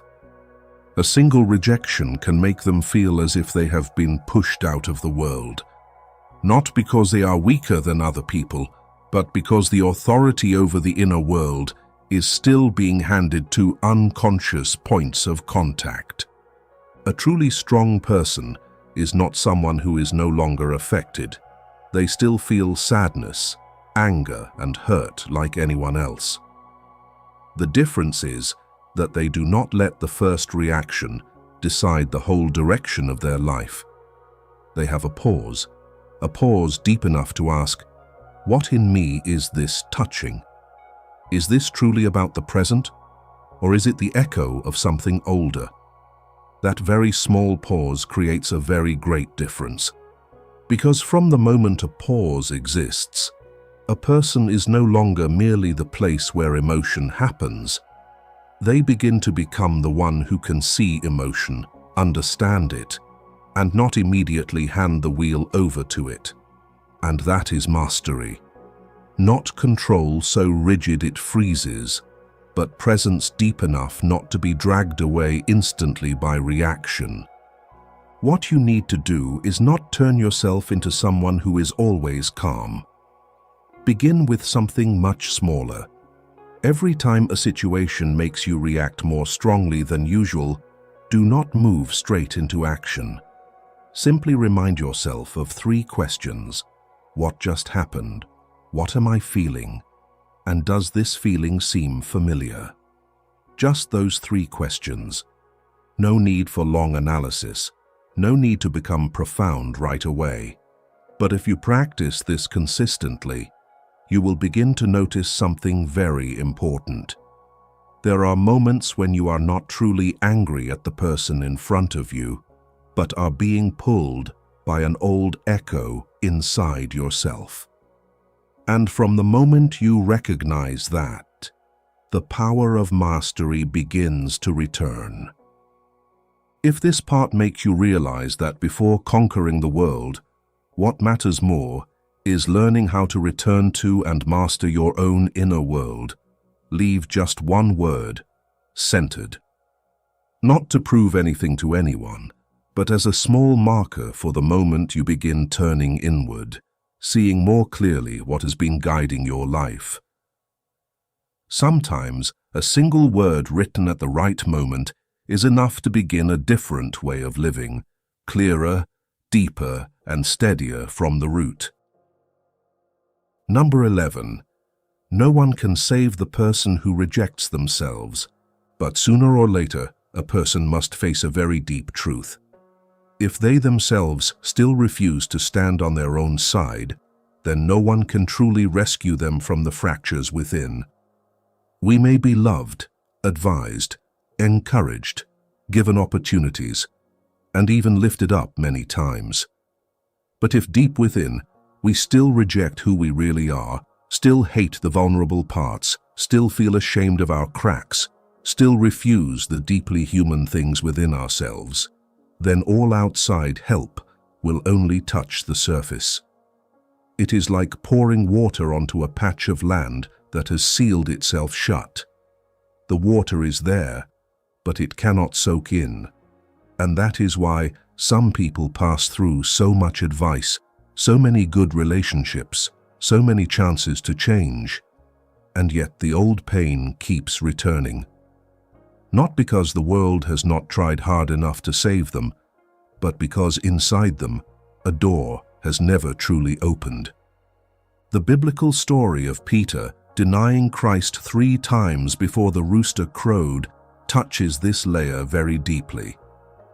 Peter had once declared with certainty that he would never abandon his teacher, but when fear rose up, he denied the very thing he had once held as sacred. What makes that story so haunting is not only human weakness under pressure, but the moment in which a person turns away from what is deepest in their own heart. Seen through a Jungian lens, this is not only a religious event, but also a powerful psychological image.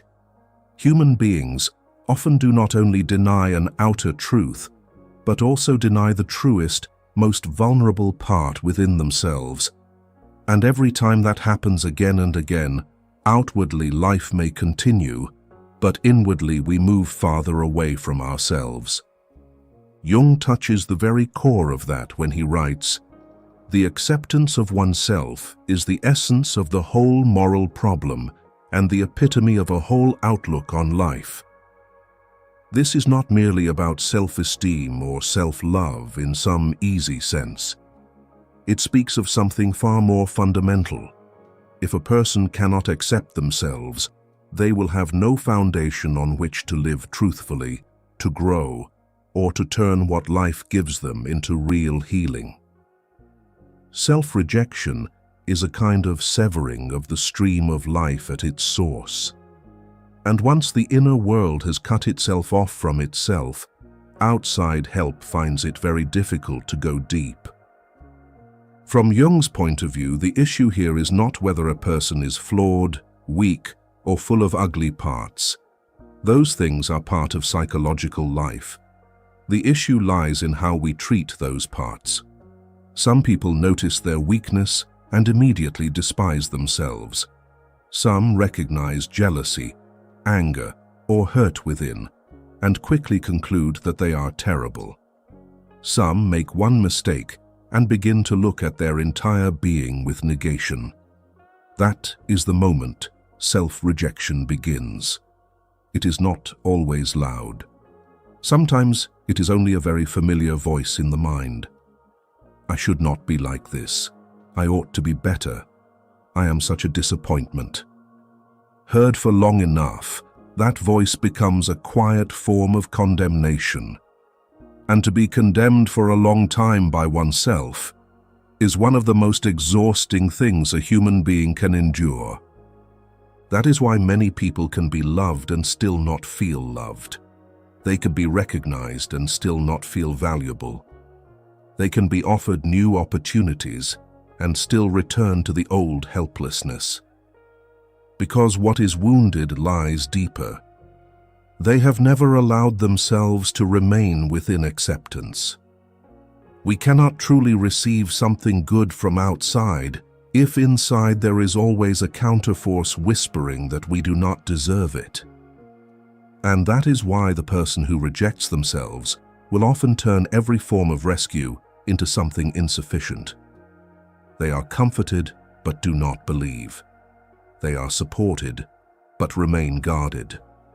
They are loved, but still suspicious. Not because they are stubborn, but because there is nowhere soft enough inside them yet to receive it. The clearest image may be this. A person who rejects themselves is like a house bolted shut from the inside. Other people can stand outside and knock. They can call your name. They can bring light and warmth to the doorstep. But if the bolt inside has not been opened, no one can truly enter. Everything good stops at a threshold. The inner life is the same. Healing does not only need love from outside, it also needs a very quiet consent from within. I allow myself to remain with this real person that I am, though not perfect, not beautiful in every way, not enough in the way I once wished. Without that consent, every rescue remains temporary. It arrives, then drifts away. Jung never encouraged the acceptance of self in the sense of passive surrender or justifying every mistake. What he pointed toward was a conscious kind of acceptance.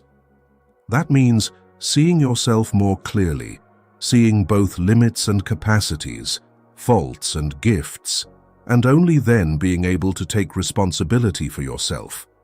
A person who rejects themselves often thinks that self-hatred will make them better, but in truth, hatred only makes the inner world shrink.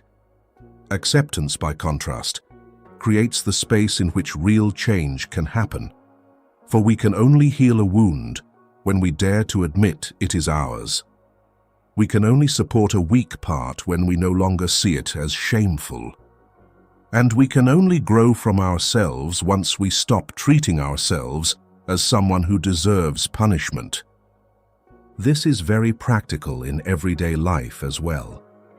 There are moments when we do not need more advice or more motivation. What matters more is pausing and seeing how we are treating ourselves. What you need to do is notice one recent moment when you were disappointed in yourself. It may be after a mistake, a moment of weakness, an ungraceful reaction. Instead of condemning yourself immediately, try changing the sentence in your mind. Do not say, "I'm terrible." Say, "There is a part of me that needs to be understood." It sounds like a very small change, but it completely alters the relationship between you and yourself. It moves from punishment to listening, from pushing away to recognizing. And right there, the door within begins to open. In the end, what enables a person to rise is not only that someone else pulls them up, but that they stop pulling themselves down. When a person begins to accept themselves, it does not mean all pain disappears at once. But they are no longer completely alone in that pain, because for the first time, they have themselves on their side. From that point on, help has somewhere to enter. Words of love have ground in which to sink. New opportunities can finally become real beginnings. Perhaps the deepest redemption never begins with someone arriving to free us from darkness, but with the moment we stop bolting the door against our own soul. Number 12. When the ego awakens, the fear of losing power rises. It is here that a very deep paradox begins to reveal itself. The more a person wants to change, the more they may feel a backwards pulling force arise within them. On the surface, we think we are ready to move forward. But at a deeper level, some part still clings to the old order simply because what is familiar, even when painful, still feels safe. And so the conflict begins. Consciousness wants to mature, while the unconscious resists through delay, fatigue, hesitation, or very reasonable-sounding excuses to stay where it is. Jung saw this clearly. What has not yet been brought into consciousness will continue to direct our lives from the shadows. while we keep thinking it is merely personality or fate. That is why some people, the closer they come to what they truly need, the more they seem to retreat. They want to step out of an old life, yet secretly fear losing the old role that once protected them. They want to stop being the wounded one, yet fear that if they leave that pain behind, they will no longer know who they are. They want to grow, yet the unconscious still clings to the right to be weak, the right to delay, the right not to take full responsibility for a new life. From a Jungian perspective, the unconscious is not only where forgotten things are stored, it is also where the patterns that once helped us survive are preserved. That is why when consciousness says, "It is time to become different," the unconscious may resist, not because it is evil, but because it is trying to protect an old structure it once believed necessary. In a Jungian-oriented therapy session, I once met a man named Liam. He was in his 40s, composed, articulate, with a good job, and outwardly he seemed like someone fairly settled in life. But he came in carrying a feeling that was difficult to name. Every time life opened up an opportunity that fit his real self more closely, he could not take the step. A kind relationship would be cool because of him. A project that suited his abilities would be delayed until it slipped away. A fresh resolve to live differently would rise, only for him to return to old habits. After a long silence, Liam said something very honest. "I don't think I'm afraid of failure anymore. What I'm afraid of is that if I truly live as myself, I don't know what will be left of the old person in me." It was a very quiet sentence, but it touched the heart of this tension. Sometimes what we fear is not failing to change, but succeeding in changing so completely that the old inner structure no longer rules the way it once did. Jung had a sentence that fits this level perfectly. "No tree, it is said, can grow to heaven unless its roots reach down to hell." In Jung's spirit, real growth has never been a straight upward line. To rise high, a person must also go deep. To move toward a brighter region of consciousness, we must pass through the dark region where the unconscious still guards its old powers. No maturity can endure if it occurs only at the top. If the roots are still trapped in unrecognized fears, then no matter how beautiful the branches are, they will still tremble before the wind. This is where many people misunderstand inner resistance. They assume they lack determination. They blame themselves for lacking discipline, courage, and willpower. But that is not always the case.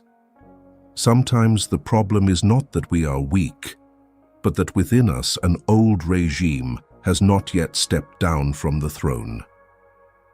Consciousness is like someone who has just awakened and says, "I do not want to live the old way anymore." But the unconscious is like a king who has ruled too long in the shadows, familiar with the old laws, the old mechanisms, the old pattern in which every reaction circles around an old fear. It will not step down simply because consciousness has made a beautiful decision. It will resist, not loudly, but persistently, not openly, but cleverly. It can make us forget what we once deeply wanted, make us feel exhausted precisely when it is time to rise, or whisper that today is not the day. And if we do not see that, we will think we are failing in life, when in truth, we are witnessing a change of rule within the inner kingdom. It is like a person who has grown used to living in a room with only a nightlight on. That light is not bright enough to show everything clearly, but because it is familiar, it feels safe. Then someone draws back the curtains, opens the window wide, and real light floods in. The first thing that a person feels may not be comfort, but glare. The inner world is the same. When the ego begins to awaken and wants to live more clearly, the unconscious does not necessarily see that as liberation. Often, it only senses that the old order is being disrupted. And that feeling of being dazzled, uncomfortable, wanting to pull the curtains shut again, is a very real form of inner resistance to change. In Jung's spirit, this struggle is not evidence of failure, but a sign of transformation. A person who has never truly wanted to change their life will not reach so deep. Only when consciousness begins to move toward a new order does the unconscious reveal its hand. That is why periods of confusion, slowness, tension, stepping back one step and forward only half a step are not always meaningless. Many times, they are the stage in which the inner world is learning to reorganize itself. What matters is not making resistance disappear immediately. What matters is recognizing, this is not only laziness or weakness. This is an older part of me that is afraid of losing power. From the moment it becomes visible, the relationship with yourself changes. You become less cruel toward yourself. You use fewer phrases like, "I'm useless," "I'll never change," "I'm sabotaging myself again." In their place comes the understanding that beneath the resistance lies a fearful part. And what is afraid cannot be healed through contempt. It needs to be seen. This is deeply Jungian. Whatever is brought into consciousness gradually loses its hidden power. Whatever remains in the dark will continue hiding under the names of fate, personality, or "that's just how I am." This is why this part can enter daily life in a very gentle yet very real way. Every time you notice yourself stepping back from something your heart truly wants, do not immediately ask, "Why am I so weak?" Change the question. Ask instead, "What part of me is afraid of losing power?" It may be the part accustomed to safety. It may be the part accustomed to delay. It may be the part accustomed to being loved because of its fragility. It may be the part that knows only how to survive through defense. Then write one more short sentence. If I move forward, what old thing in me will have to step aside? That is all. No need to force yourself to change right away. No need to conquer every resistance in a single day. Just begin to hear clearly the voice of that backward pull. Because sometimes the biggest change does not begin with a dramatic breakthrough, but with the moment we finally name correctly what has been holding us back. What lingers most quietly after this part may be this. When the ego awakens, inner resistance does not mean we cannot grow. It only shows that an old part of us knows it is about to lose its old authority. And if we can see it that way, we will panic less, blame ourselves less, and be more honest with the journey itself. Sometimes, simply realizing that the backward pull is real, but not the whole of who we are, is already the beginning of recovering a very great part of our freedom. Number 13. Spiritual discipline creates an unshakable will. When people begin to realize that the greatest obstacle no longer lies in the outer world, but in the fluctuations within, they also begin to understand why willpower cannot be built on inspiration alone. Inspiration can light the fire, but it cannot keep the fire burning for long. It comes fast, beautiful, intense, then leaves just as quickly when fatigue, doubt, delay, or fear arrives. What enables a person to walk a long road has never been only how badly they want to be strong, but whether they possess enough inner discipline not to hand over the wheel of their life to each passing wave of feeling. This discipline is not loud. It is not coldness or strain. It is the ability to keep the inner world from being pulled off course by every passing emotion. Many people think willpower is inborn. Some are simply strong by nature, others weak by nature. But on closer look, enduring will does not arise from temperament.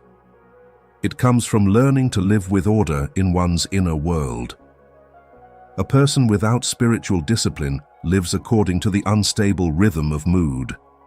Today, they feel capable and surge forward. Tomorrow, one moment of self-doubt and they fall back. They do not truly move by choice, but by feeling.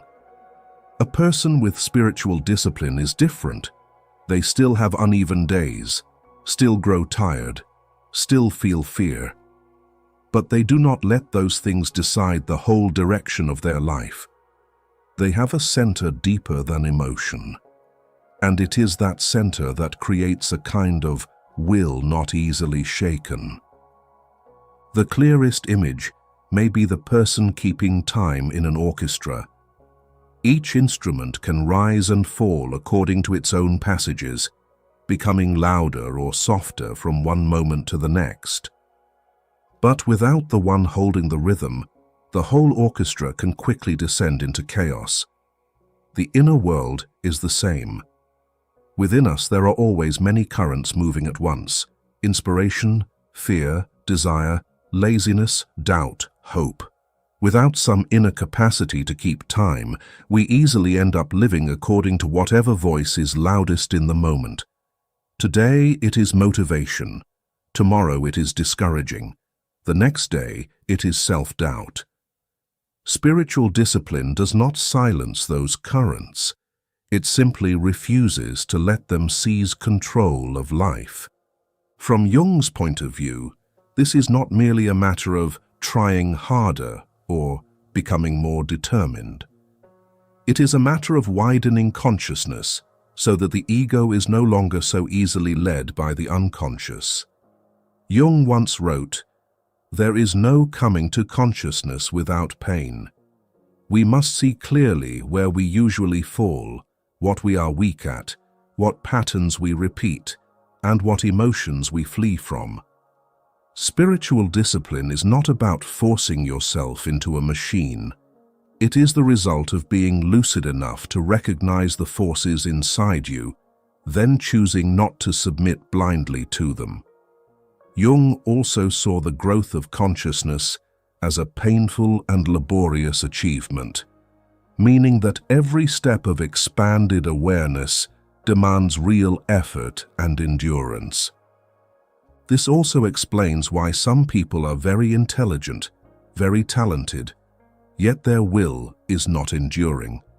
Talent helps them move quickly through certain stretches, but when inner conflict arises, when feeling turns against them, when fear emerges, they lack the inner order required to remain with what matters. They lose rhythm easily. They work in bursts, then fade. They rely too much on excitement and build too little of the steady inner ground needed to cross days when excitement is absent. Spiritual discipline, therefore, does not destroy creativity. It protects creativity from the instability of instinct. It is the invisible spine that keeps a person from collapsing every time their inner weather changes. A beautiful example of this in American architecture is Maya Lin. In 1981, at just 21 and still a student at Yale, she won the design competition for the Vietnam Veterans Memorial in Washington, D.C. The design was highly controversial at first, yet later became one of the most influential memorials in America. What matters here is not only her talent, but the way Maya Lin continued working across decades with an extraordinarily steady rhythm. not chasing temporary noise, not allowing praise or criticism to determine the worth of her work, but persevering alongside her own vision and depth. Looking at that path, we see clearly that enduring will is not born from momentary inspiration, but from a spiritual discipline strong enough to keep a person aligned with what they believe is meaningful. Seen through Jung, this is a very important kind of maturity. The ego no longer depends entirely on changes in the outer world in order to determine its value. That does not mean becoming rigid or rejecting feedback. It means ceasing to live through raw reaction alone. We begin to gain distance from passing emotion, praise and blame, short-term change, so that we can remain with something more essential. Spiritual discipline, then, does not only help us work consistently, it helps us not lose ourselves each time life changes its tone. It makes the will endure, not because a person no longer has weak moments, but because they no longer obey every weakening impulse within. There is a very common misunderstanding here. Many people think discipline means constantly forcing yourself, always being hard, consistent, flawless. But that kind of discipline rarely lasts, because it is built more from pressure than from awareness. The spiritual discipline Jung points toward is much deeper. It begins with observing yourself, knowing where you usually sabotage yourself, knowing which emotional patterns easily throw you off, knowing what times of day, week, or life you are most likely to give up. From that understanding, a person no longer lives naively with their inner world. They do not wait for everything to become favorable before keeping their word to themselves. They understand that keeping rhythm on the days when the mind refuses to cooperate is exactly where will is forged. After today, you can begin with one very small practice. What you need to do is choose one single commitment and keep it consistently for the next few days, small enough not to feel overwhelming, yet clear enough that you cannot avoid it. It may be sitting still for 5 minutes before beginning the day, giving 15 full minutes to your most important task at a fixed time, or each time you feel yourself shrinking back, pausing to write down what is pulling you away from your original direction. After doing this for a while, you will notice something very strange. The first thing that changes is not the outer result, but the way the inner world begins to steady itself from within. Some days you will still be tired, still bored, still want to avoid it as before. The difference is that you are no longer so easily dragged away by those fluctuations. Through returning again and again to one small commitment, the inner world gradually learns a new order. Feelings may change, but what matters does not always have to be abandoned because of them. And from that quiet rhythm, willpower begins to take shape, gain endurance, and become less easily shaken than before. Number 14. When you truly believe in yourself, you will not break so easily. After everything, what keeps a person standing is not that life has become less fierce, but that within them there is now a place to return to. Many people do not collapse the moment a hardship happens. They collapse slowly afterwards, when they begin believing that one failure defines their whole worth. What exhausts a person is often not only the circumstance itself, but the moment they stop standing on their own side. When self-belief is still too fragile, everything outside easily becomes the final verdict on who they are. And to live that way for too long is to grow tired not only because of life, but because one must constantly keep finding reasons to believe one is still worthy of continuing. Real self-belief has never been the feeling of always being strong and full of motivation. Nor is it the habit of telling yourself that you are always right or always capable. Real life does not unfold that way. There will be days when we are weary, stretches where we are slow, wounds that shake everything inside us. But a person who has truly built self-belief does not rush to use those days as a reason to condemn their whole being. They may still feel sad, still fall, still grow confused, but they no longer take those moments as proof that they are worthless. And that is precisely what creates the difference between an inner world that breaks easily and one that has begun to grow roots. Perhaps the clearest image is this: real self-belief is like an underground spring beneath the earth. On the surface, seasons may change. There may be scorching sun, relentless rain, withered grass, and even times when the land looks completely dried out. But if the spring is still flowing beneath, that ground is not dead. It can recover. It can turn green again when the time comes. Human beings are the same.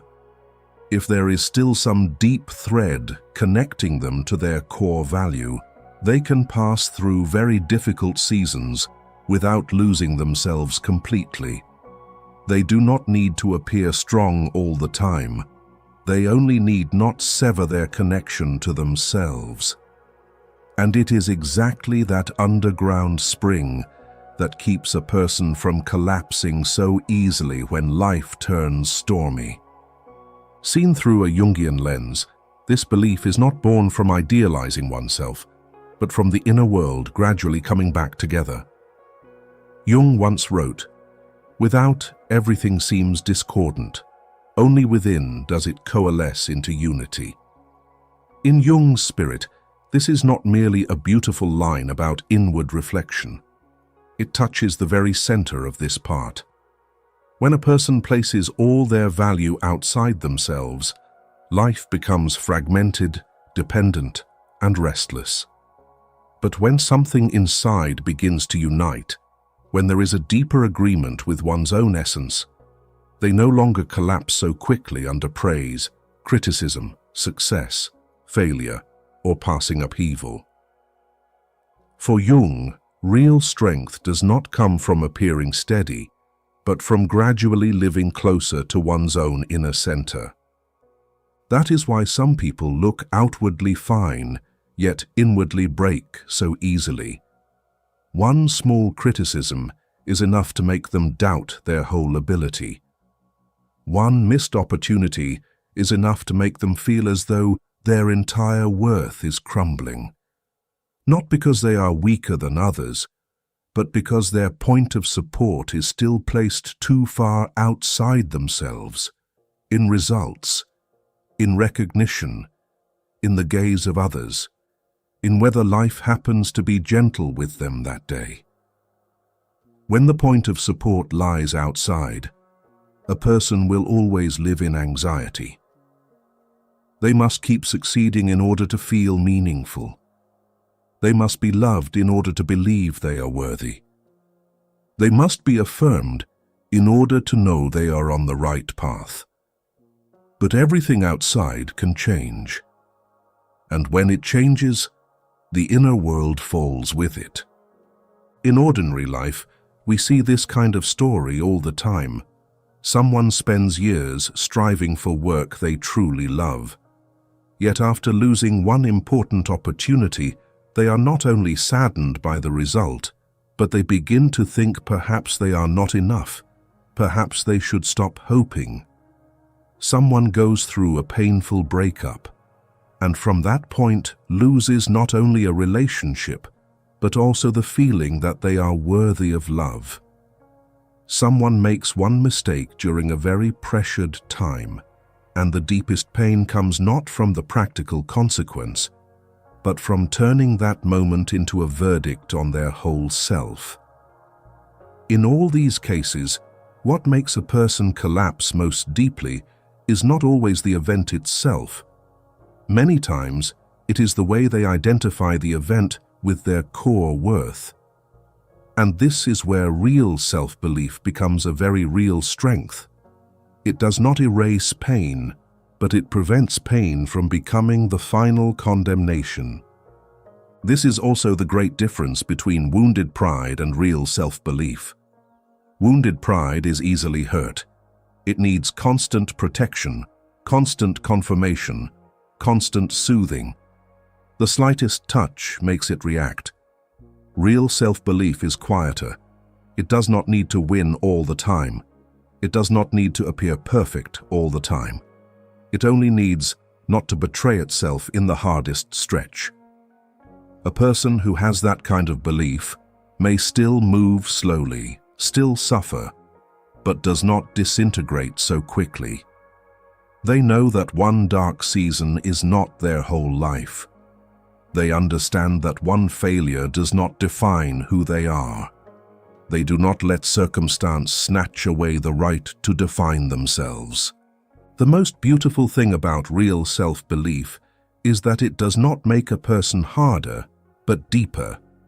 They no longer have to strain in order to prove they are fine.